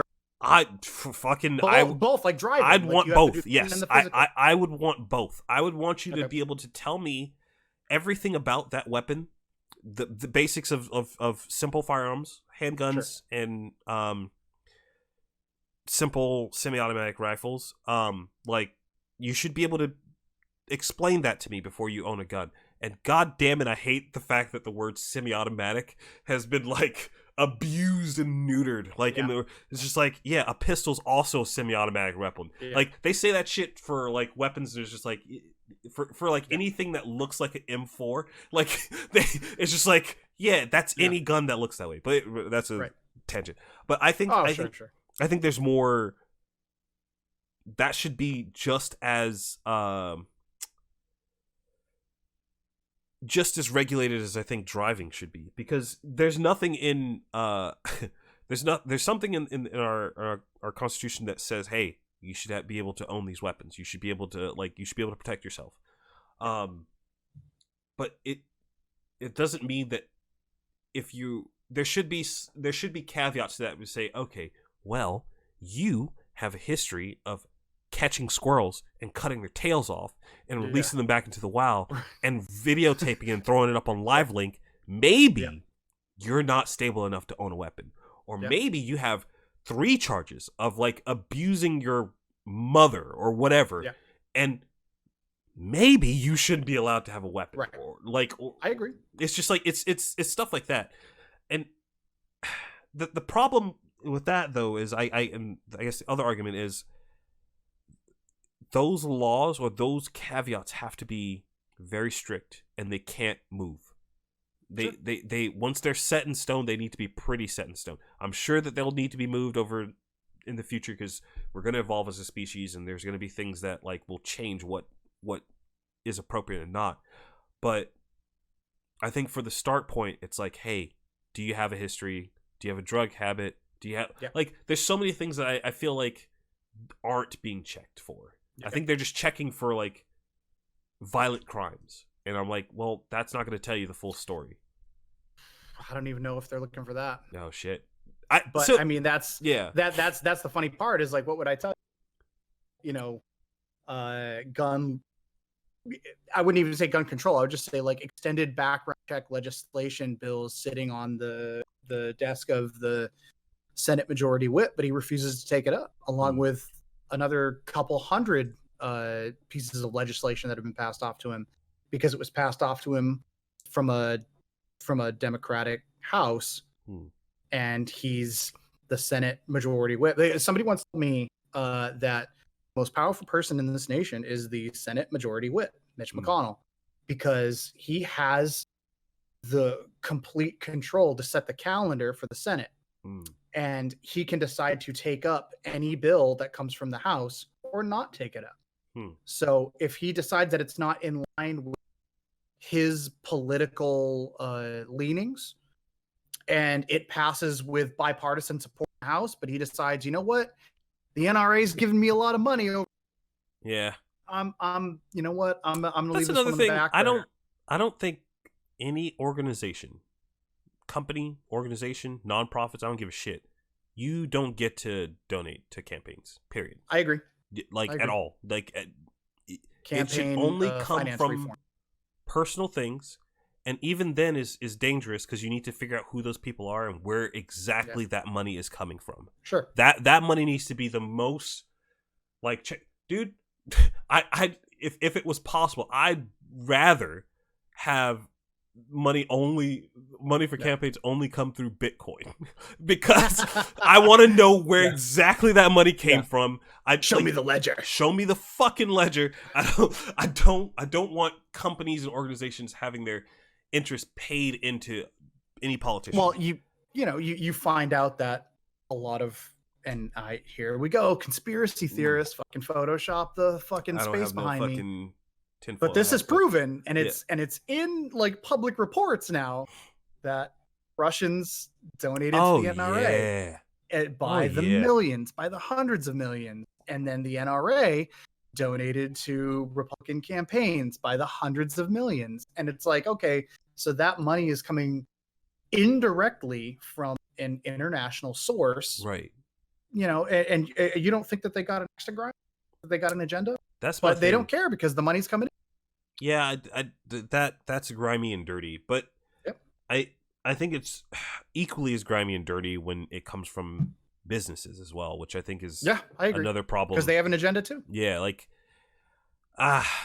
man, pharmaceutical companies are really dirty. With that, I would love for someone like Andrew Yang to take in office, and the reason I say that is because you want your $1,000 a month. I don't give a shit about the $1,000 a month, to be honest with you. Because honestly, I don't think he would even be able to do that. Like if he got in office, it's plausible. not. Yeah, it's not. It's not happening. What I do like about him is the fact that he seems to be as close to an independent as we possibly can get, and I want to see what that looks like in office. Because I don't think the way things are, I don't think I will ever see that. People cry all about, I want a black person in office, or I want a fucking Asian person. I don't give a shit about the person for the job. I don't care about what they look like. I want to see a actual independent person take office and see what that looks like. I have a feeling it would be fucking chaos. I have a feeling that a lot of people or it would either be chaos or it would be the same. And if it's chaos, I think that would be better, because I think in the chaos we'll find out a lot of shit that people didn't think we would learn. Like I have a feeling. I feel like it's chaos right now, but it's controlled. To an extent, I guess it's controlled for us. It's not pointed for some in people. A certain direction. Yeah, but I understand what you're saying. You want say what? You want to see them aliens? Yeah, I want to see them aliens. You want to see the aliens? Nah. Somebody showed me. You want to find out who shot JFK? Like you knew that was an inside job? No, it was Magneto. Have you not seen any of the X-Men movies? It's Magneto. He curved the bullet. That's how it. Yeah. Jesus Christ. I like that version better. Yeah. I don't know why I was watching those the other day, but it was very recent that I was watching. Oh no, I was watching the Everything Wrong With series, and they were just on a link or on a string of all the X-Men movies. But just wait about 2 years and we're gonna have to care about the X-Men again, dude. When they get rebooted. Let me tell you, I like the X-Men. I like X-Men a lot. Okay. I think that. Are you ready for a reboot? No. Right. They need to relax for a second, enjoy their time away from the limelight, because those movies were shit. But I think it's I think that the only thing about the X-Men universe that doesn't make any sense to me is the fact that superheroes also exist. Did you just get handed off another fucking... Sure did. Oh my god. Oh man. No loss, bro. No loss. But yeah, so for me, as far as X-Men goes, X1, great. Quality. X2, fucking awesome. Yeah. Pinnacle. And then I'm done. And you know what? I'll even give you First Class wasn't terrible. First Class was okay. There were things about it that don't make a lot of sense, but yeah. You know what I fucking hate? Time travel. So Yeah, it's pretty bad usually. yeah, It's usually it's not a good. terrible plot device. Days of Future Past. Star Wars used it in Rebels, to bring Ahsoka Tano Yeah. back from the dead. You know, and it's just like it's so cheap. Like if I Yeah. know that like you're gonna be able to time travel, like why do I care about anything? Yeah. Because you're just gonna You're just gonna go back be able and to fix it. fucking yeah. It's so fucking. Yeah, I think so. My favorite superhero movie is actually not a superhero movie, and it's fucking Jumper. I don't know if you've ever seen that movie. That is the Hayden best, Christensen. dude. That's the best fucking superhero movie, and I'll tell you why. The dude gets his superpower. What's the first thing he does? He robs a fucking bank, because that's what I would do. Like that's what anyone would do. Is like, I want money. Like it's Anakin Skywalker is in it. yeah. Like I don't know. Like I feel like every movie now, because obviously we've been on this kick of like superhero movies out the ass. Yeah, it's like we've been on a kick of superhero movies for how long has it been? Really? What was the first? Spider-Man? Iron Man didn't kick. Spider-Man kicked it off. Well, Spider-Man wasn't the MCU, but like Spider-Man came out like in 2002. Jesus like right around Christ, man! Holy like the Sam Raimi one. Yeah, Spider-Man yeah. 2 and that's wild. and then right after that, it was just like Batman Begins came out. Yeah. Did the X and then the MCU sort of did a soft the Hulk movie that's that right. they retconned, yeah. And they're like, oh, and then they put out another Hulk movie like the next year. The even with incredibler Hulk. Yeah. So, but yeah, it's been superhero chaos for fucking 18 years. I think that the concept of superhero, like, so did you see Brightburn? No. Do you know what it is though, right? No. Okay, all right. So basically the story is, what if Superman landed in Podunk? Fuck, I do know what this is. Yeah, yeah, and yes. That and he's commie Superman. He's commie Superman, but he's still a little kid. He's more like a big bully Superman. Yeah. Or like an emo Superman. And I'm like, that is the Superman movie I want to see. The Superman movie, it doesn't even necessarily need to be in an alternate universe. It just needs to be a Superman movie it needs to be a Superman movie more about Clark Kent than it is about Superman. Just stop telling me the same story Yeah. over and over and over again. So attached to this, I something different. Like that's how I feel about it. Ah, man. How many times is Spider-Man going to get bit by a spider? I don't care about any Marvel movie that's coming out now. Like at this point, I don't know if I'll till X-Men, baby. You'll be back on there. I might be on there back with the X-Men. So the thing that's funny is like we had a group where it was myself, Alex. You remember Alex? Alex that you know from GameStop years, and Neil. We just kind of had this unspoken thing, like if a movie comes out, superhero coming out, we all start texting each other like, all right, we're gonna go watch the movie. Easy. Right. I will probably be like, yeah, no, I'm good. Like when the new Thor comes out, I'm just like, yeah, I'm a pass. I'm good. That last Thor was pretty. Which Ragnarok? I have not seen Ragnarok. It was funny because they decided to make it more comedy. And that's where Thor's unfortunately at his best. In the MCU. I think that character. Guardians was the movie that they're like, oh, people like to laugh. Yeah, all right. Yeah. So, let's fucking throw it in there. But the problem is there are certain. I have a feeling that they will make that.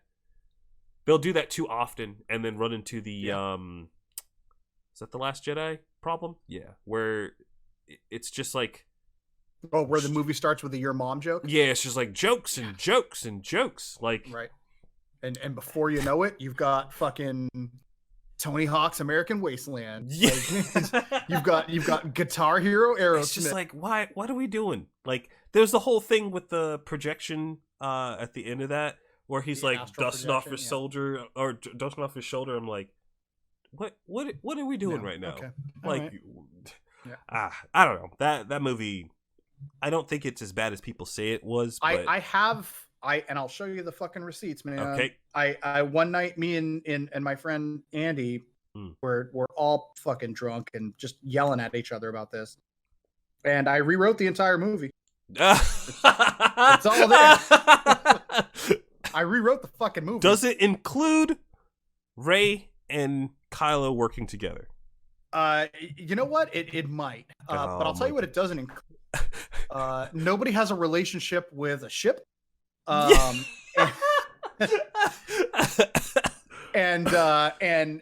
fucking, like, I was even willing to sessions.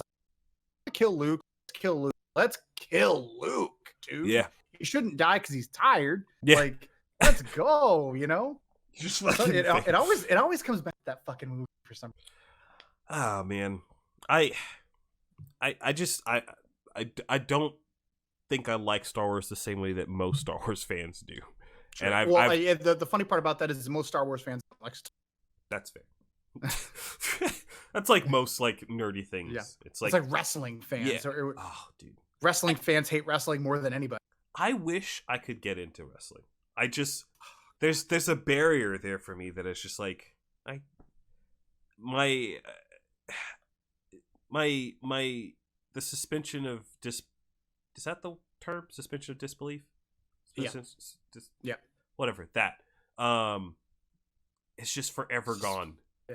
I can't get back to like not even believing, because I don't think that people genuinely believe those things. Sure. But it's just more so of like, this is funny because this dude said that. Yeah. I get the monologue kind of stuff. That shit's funny to me because it's like it's comedy, or like it's right. It's theater. Yeah, that's the word for well, it. that's really what it is. It's really it's you know, Knights in the Round, you know. Yeah. It's they're performing on a stage in front of people, and really the only difference between that and fucking Game of Thrones is, you know, you can't go watch Game of Thrones live. Yeah. And so, like, I mean, if you're in the arena, you're gonna be like, oh, Jon Snow, like, you're not gonna believe that's really Jon Snow. Like, you know, it's a person playing Jon Snow. Yeah. But you're suspending. I think it's you're suspending disbelief because you're watching the show and you're getting into it. And that's kind of how like wrestling is it kind of suffers of from an identity, because they want to present them like a legitimate contest. Yeah. But at the same time, it's like, motherfucker, not pick me up that way. Yeah. And I would not let you. But I grew up with wrestling. I love the pageantry of it all. And I think I stopped. AEW just started like 10 weeks ago. You don't have to do too much digging to get into that. I actually was working with Tommy this past weekend, and he fucking came in awesome. with the AEW hat. Oh, of course he fucking did. He actually ran into some dude at the airport, was like, yo, dude. And then he's just like, Tommy's just like, yeah, I wish that the wrestling fans were cooler, but it's still cool that like they exist, I guess. Yeah. But it was so funny. I think the guy was just wearing some shirt, and he just like, that's so funny. Was it at the airport? Yeah, it was at the airport. Yeah. Did I ever show you the video where it was WrestleMania weekend in Orlando? And I had a bunch of friends down, and we're like, hey, we're gonna just stop at Graffiti Junction on Church Street, and we're gonna have a couple of beers, and then we're gonna crazy. And 45 minutes later, Hulk Hogan cosplayer is tearing off his shirt. I'm chopping him on the chest where everybody's too sweet, and I'm standing up on the bar because I bared a passing resemblance to one of the wrestlers, and everyone's chanting for me. And I'm like, come on, like that's wrestling. Like wrestling at its best, anyway. You happen to have red hair. You were there. Red hair and usually a thicker beard. I did shave like literally today, but what are you gonna do? I don't know. But that's it's like a fandom. Think about like when Game of Thrones was, and everyone was like, oh my god, it's appointment viewing. I have to watch this with my friends, and oh, what does this mean? And oh, this, you know, let's talk about what it's gonna take for these people to get there. And it's just like it's that, but it's like all the time. Walking Dead was the last time that I bought into that too.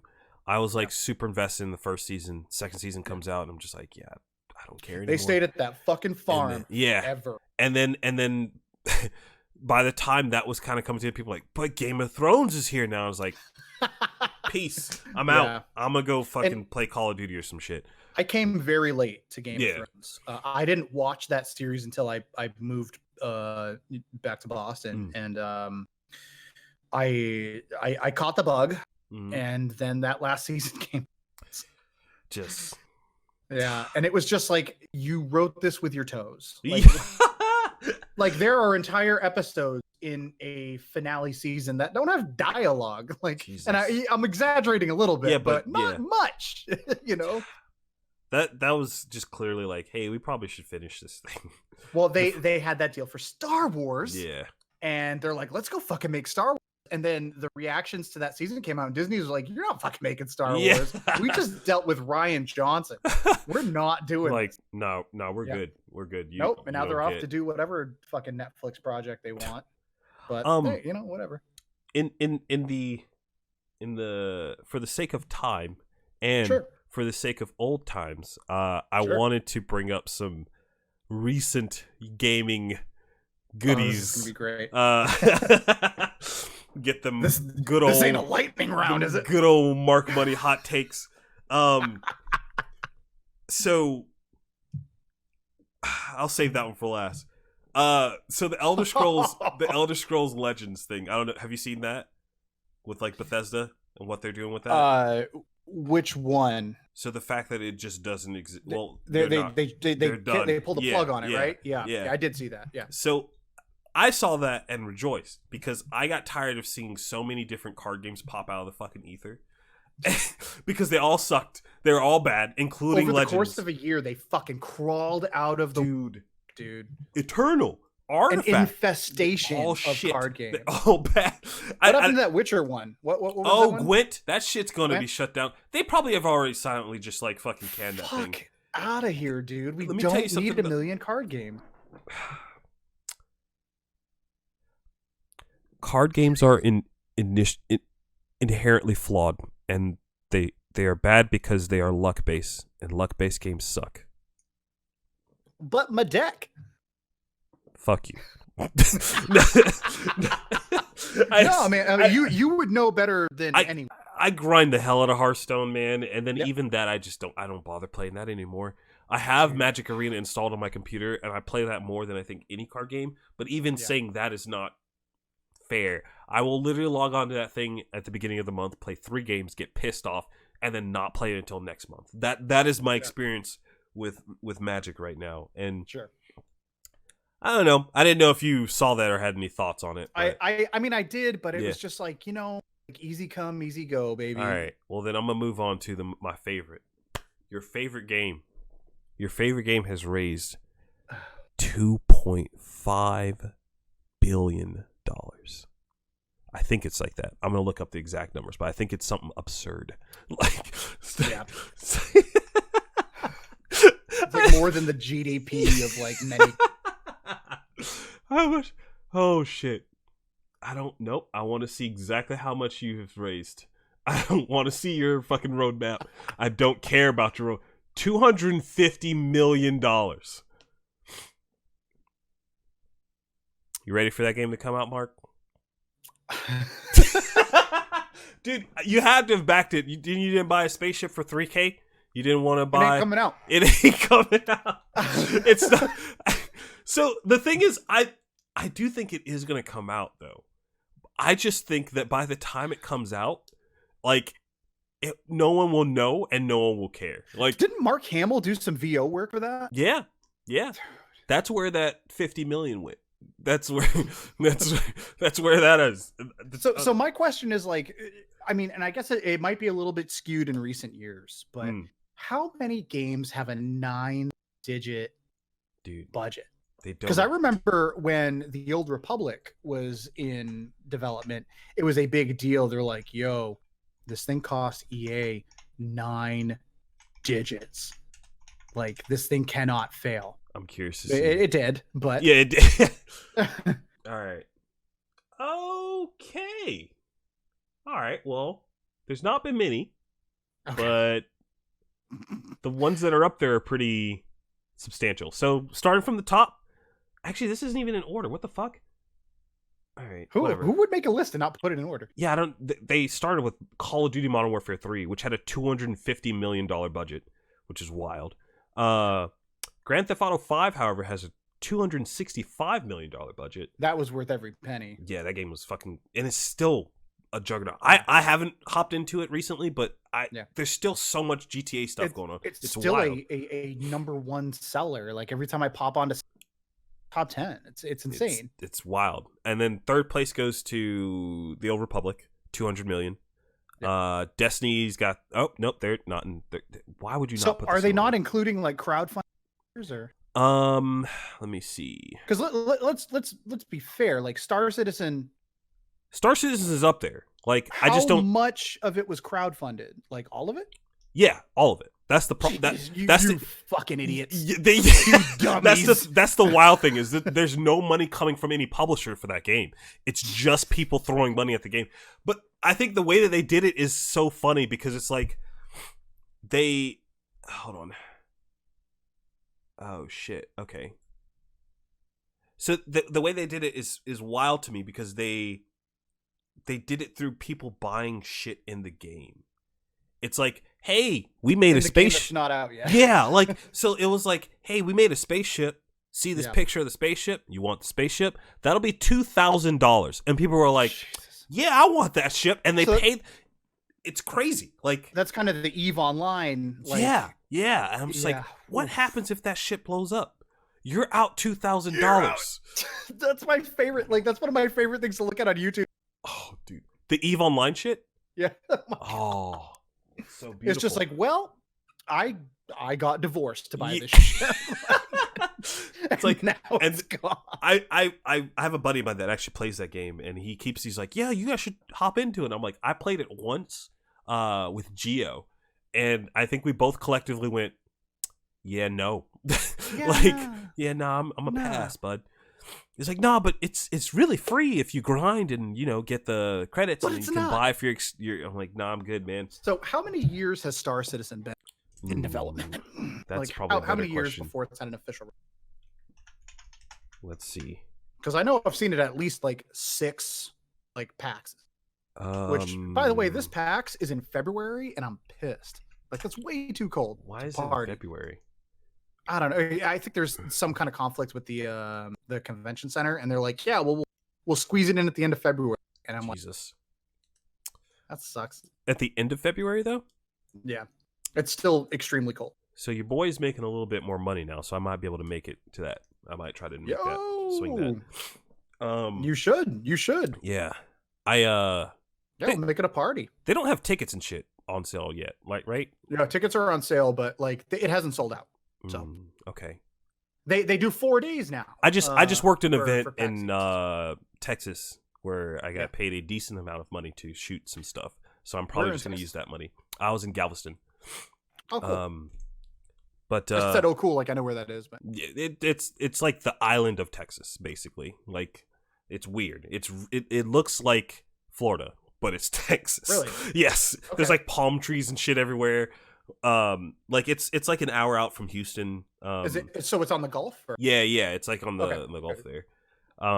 But yeah, I might do that. I need to buy a monitor. That'd be really cool. This monitor is shit, and I've had it for when did these Sony 3D TV things come out? Do you remember? That's what I'm rocking here. By the way, up because I have mine in my. You have yours in your car? I have it in my kitchen. Oh, your kitchen, yeah. Yeah, it's in my kitchen. Whenever whenever I'm gonna cook or something like that, like pop that bad boy on, throw YouTube on it. Those came out in 2010. Damn, dude, this thing's still trucking barely, but dude, they're not bad. High refresh. So like I just saw a YouTube video on it, like the Sony 2019, and he's like pretty dope. Yeah, they're great. But they age, and that's what I'm. Oh yeah. They do. So now my thing, it will literally just be like, "Hey man, I know you're in the middle of playing like Apex or some shit. I'm gonna just turn to a black screen real quick, and then I'll turn back on." Like a weird heating. Yeah, that is a thing. I don't use mine for gaming anymore. Yeah, but I'm buying a 240 hertz refresh rate monitor, but it's not gonna be that bad. Boy, it's gonna be something else. But I'll tell you this: I'm still Team Green. You know, I roll with G-Sync, and I cannot go back after using that. Ooh. Like playing Apex with you a couple months ago and stuff like that. Such a marked difference in having like G-Sync or even FreeSync technology. Yeah. Oh my god, it's the god tier gaming. So can you summarize like what that actually is, like what the G and FreeSync is? Because I'm uneducated. The refresh rate of your monitor to your card, to the game. So if for example, like Mirror's Edge was like notorious for screen tearing because you turn a lot. Yeah. Screen tearing is a thing of the past. To just be like fucking right. It just locks the refresh rate to like the game. So you do need to have some upscale hardware, because if you're running a monitor at 100 Hz, like you need to be able to carry that load. Right. But it makes it so that you don't deal with some of the quality of life stuff of like the visuals. Right. Screen tearing is a thing of the past. It's very smooth. Like, remember the first time that I remember like the old Zelda games were like 24 frames per second on N64, and it didn't matter because I was 12 and I didn't know better. Yeah. But then when in 2007, when I took Halo 3 out of my Xbox and put in Call of Duty, I was like, "Oh, this one's way more smooth." Why is that? Because it's locked 60. Yeah. It's like it like that's the only thing that I can compare it to. It's just so smooth. I wonder if that will make a. I tried, because I have one monitor that's the 240. That's the Sony TV. This other monitor is shit. And I don't really play anything on it, but I've seen video on that and compared the two, and it's just like I can't do that. Right. I have to have nothing less than 240 is what I need at this point. But how fucking long has Star Citizen been under development? So it was announced. Jesus Christ, go away, Origin. I hate you. It was announced in 2012. It's been 7 years. The Wing Commander thing was announced 2 years afterwards.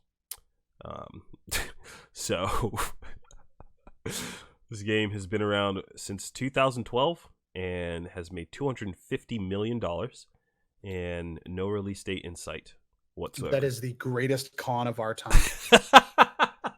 But I mean, like the thing is, like, I guess. Oh, you broke it. You went out there for a second. What were you saying? Like, people are actually playing the game.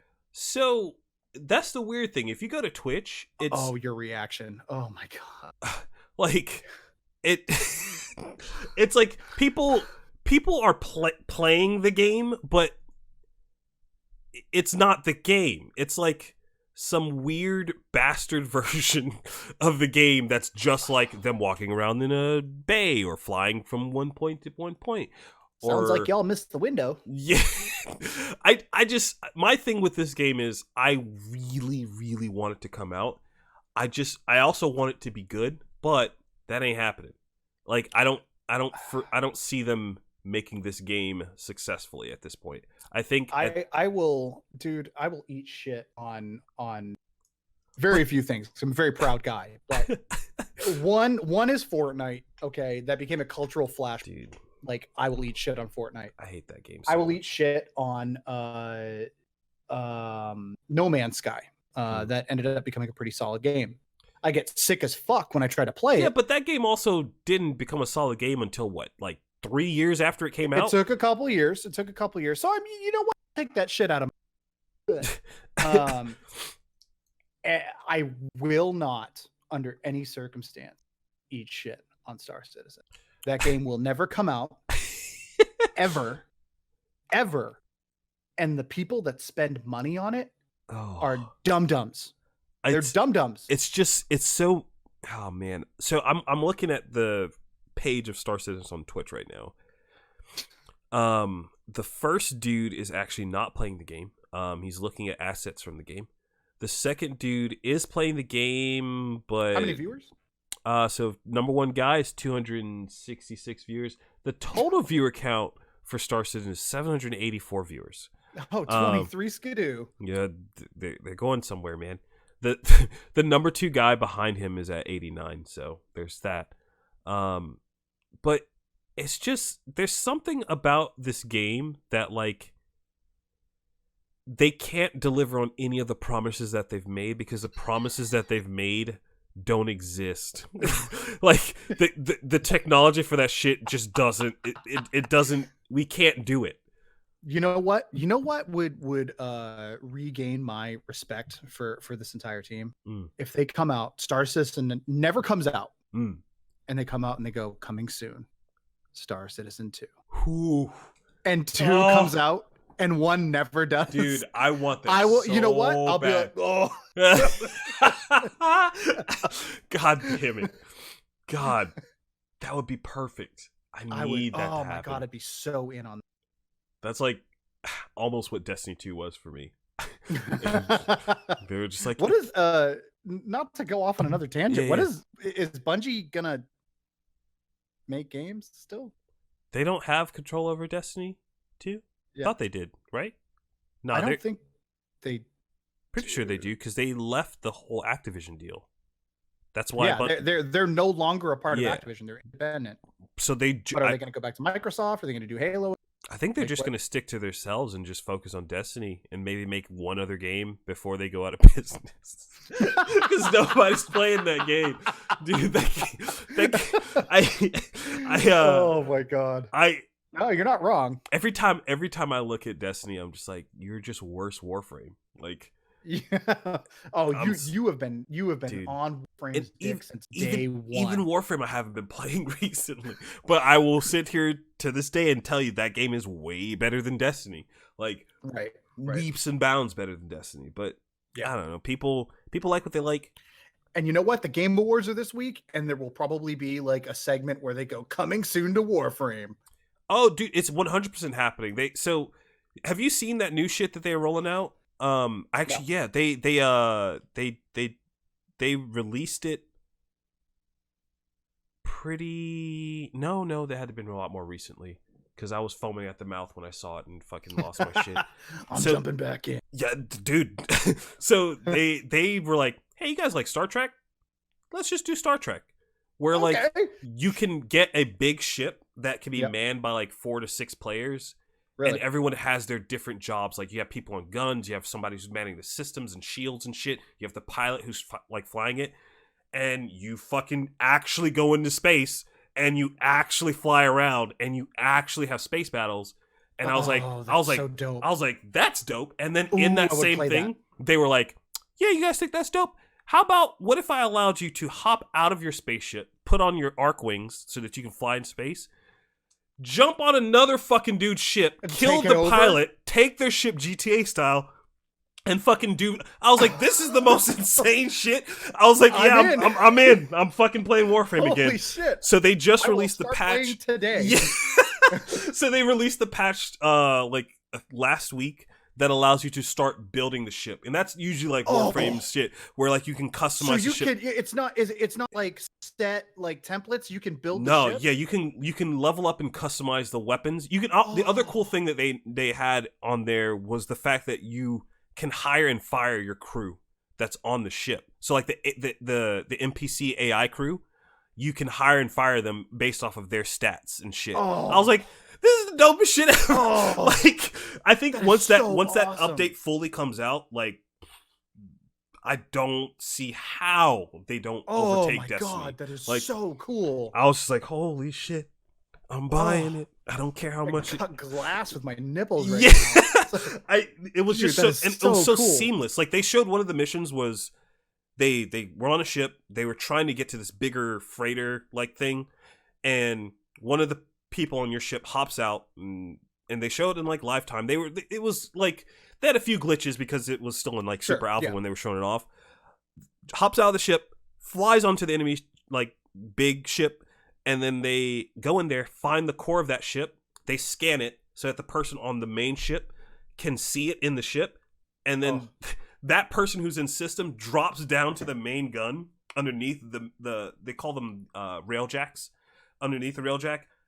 Before they do that, they turn all the power in the system to the weapons instead of the shields, hops down to that big gun and fires one big beam that fucking splits the big freighter in half. I was like, I'm sold. You got it. Take my fucking money. Like that's what I want. Awesome. And then after they blow the ship up, it cuts back to the person that infiltrated the ship, and they're trying to run out of the ship before it blows up. So like that person's just like, oh fuck, Oh my and God. then they get out. The end of Metroid. I was like, what the fuck? Like you guys, like so they cool. it's honestly like the only thing that I'm really anticipating in like 2020, because it's supposed to come out at the beginning of next year. So but the way that that team does stuff is they don't just like throw a big update on your forehead. They like they'll like, in this case they're like, okay, so they prep you. So like you right now you have to have a dojo in order to have a shipyard to build them.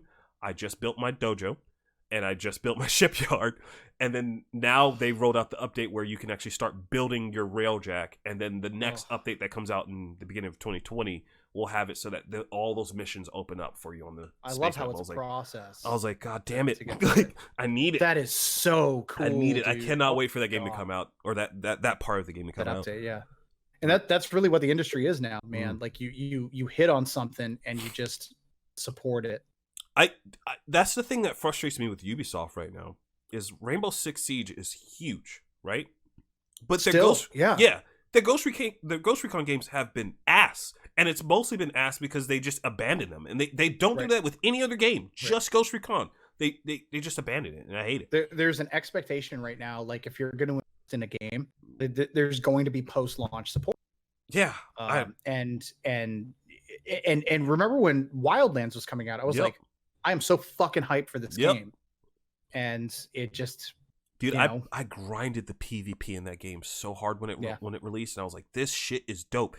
And then a bunch of fucking pussy ass babies fucking whined about snipers in the game, and they ruined the entire game, and they just kept listening to them. Yeah, and then the PvP just sucked at that point. So. Tyranny of the minority. Oh god, I hated it. But and then fucking what's the new one called?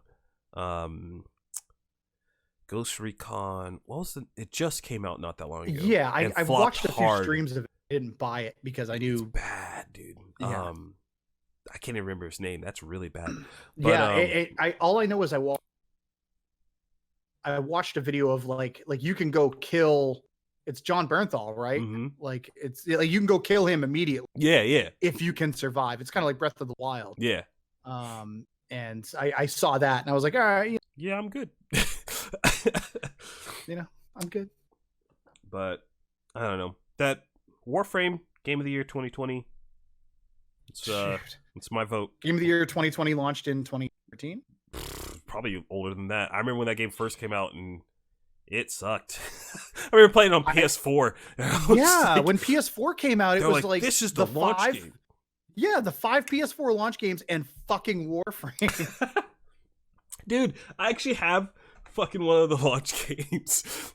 I rebought this because this game was so good. Okay. It's so good, and I never finished it, and I was like, you know what? I gotta try to finish this thing again. But yeah, first of all, that game is dope. Second of all, it was like Battlefield, Madden, maybe FIFA. Like, probably. And then it was like you can go online and play fucking like this Geometry Wars ripoff. Oh and, shit! Yeah. I forget what it's called. PlayStation And Home Warframe thing, like where you played with the little white robots. Oh my god! With the fucking motion controller, dude. And you know what? And you know what the funniest fucking that is we're about to experience that again because like I understand what Xbox is doing, Microsoft is doing. Okay, keep you on longer, but like they're gonna go. Okay, there are no more. You're gonna be able to play these games going, and they will have increased visual and audio fidelity like in our higher platforms. Right. But Sony's gonna come out with the PS5, and the only thing that you're gonna be able to do is fucking interact with these stupid fucking little white robots while you play your shitty port of Madden and maybe Call of Duty. I hope not. I really, really hope that they don't do that because I will. I'm expecting it. I'm gonna have to buy them. Yeah, I mean, I'll see you there. Like I tried my best to not be the guy that has all the shit on my desk. Like I stayed away from buying the Stadia. I'm happy that I didn't fucking do that shit. Dude, what a fucking nightmare. I was like, right? I kind of want to try it to be like, first adopter. Haha. On launch, 4K, 60 frames per second. Nah. Fucking the rubber My favorite band meme is like the Roblox. Like, I'm like, I haven't seen that. That's exactly what it looks like. Oh man, dude. To be fair, like I hope it succeeds. It'll be nice. Because it would make it a lot easier on me. yeah, man. I at that point, next phone I'll buy will probably be a fucking Pixel or something, so that I can use that. It is. Wait, no. Yeah, is that Google? That is Google. Yeah. I'll say this about the current Pixel. It is the build quality of it is very low. But it is the fastest phone I've used. I used it as a work phone. It's the fastest phone. Let me tell you something about this phone right here. It's a piece of shit. I hate it. This is the Samsung bullshit. That is the Note 10 Plus. Oh my god, dude. I have that for my current work phone. Listen, I play a lot of Golf Clash on that. I did install Black Desert Online because I got the notification that it just came out and I want to try it. I will probably do that before I go to sleep. But I hate this phone. I didn't think I'd hate this phone that much because on paper all the specs and stuff were like, I was like, dope. This is better than it lights up. I was like, this will be great. And I had a Note before back in the day, and I was like, yeah, I'll go back to the Note. And then now I'm like, this is the biggest mistake. You know what's an ass phone? The Galaxy Fold. Yeah, no, I don't. Okay, so if you bought that phone thinking like, this is it, boys. This is gonna be the revolutionary phone. Future. I have so many things I'd like to sell you because goddamn, the moment I saw that thing, I was like, that's gonna break. Yeah. I was like, dude, I hey, have not come across one that within 3 weeks. I was like, that's gonna break. The only reason I even think that the Razer, the new Razer phone is not going to is because of the way that it's designed. Like the way it folds is purposefully to like not ruin the screen. It doesn't put a lot of stress on like the foldable part. I was like, but that fold is ass, dude. But even that is just... and like who wants a phone that is like a perfect square for the most part? None of the media that I consume right now. How do you hold that to your face? 4:4. Like, what are we talking about? So the one good thing I will give this phone is the fact that it does have that feature, where go away. Where you can expand anything that you're watching. Yeah, it takes up the whole screen. No, I almost. Yeah, I'm just gonna do it anyway. No one can see what the actual video is. Pornhub. It wasn't porn. It is pretty damn close to it though. But yeah, it takes up the whole screen. Yeah, it was so apparently in Germany they have like their Germany's Got Talent thing. I saw a clip in somebody else's YouTube video. There was a lady who comes out, puts like 8 sausages down on the stage, and she just kind of doesn't say anything, just puts them down on the stage. And you see all the judges just like, what the fuck is happening? She goes off stage, comes back on stage. Her pants are down. You can see her bare ass on which she has drawn 2 eyeballs and a mouth like a cartoon dog. Sits down, scoots backwards towards the sausages, and begins eating them in her ass from the stage. So I was like, the video that showed it to me was censored, and I was like, nope, I need to see what the fuck that looks like. So you just planned the rest of my night. Yeah, I was just like, what the fuck is this? And you see one of the judges just gets up and like walks away. He's like, what the fuck is this? Like what did I sign up for? It's just too good. My agent it's too good. I was like, what the fuck, dude? Shit, dude. Internet's great. It's come to that point. It's come to that point that we're talking about women eating sausages. Yeah, that probably means that we should probably stop. We're like almost 3 hours in, so. Yeah, I did not anticipate this to be a 3 hour. Neither did I, but yeah, dude, I want to do this more though. I will say I was very apprehensive about like, but I've done all my other podcasts in person. I've had people in my home, and I was like, this is going to be weird to do it online. And I'm like, no, this is pretty dope. I like it. This is good. This works fun. I think Discord needs a little work because you were cutting in and out, not any fault to yourself, but I think Discord's and you know just what? a little Now weird. that you mentioned that, bit as well. You just did it cutting just now. out. Like, Yeah. like that was like fucking Listen, clockwork. Discord. But I have But other yeah, this I was have fun. other problems with Discord, but that's another episode. But yeah, thanks. I appreciate this, man. No, this is a lot of fun. I for sure will be messaging. I want to see if we can do the whole G Cube like reunion thing. So I'm gonna try to seriously work on that. Just let me know. You know, I have a. It's not difficult. So if you ever want to get something going, baby, just give me a date. All right, man. Thanks again. Take care. Yeah. Now. Peace.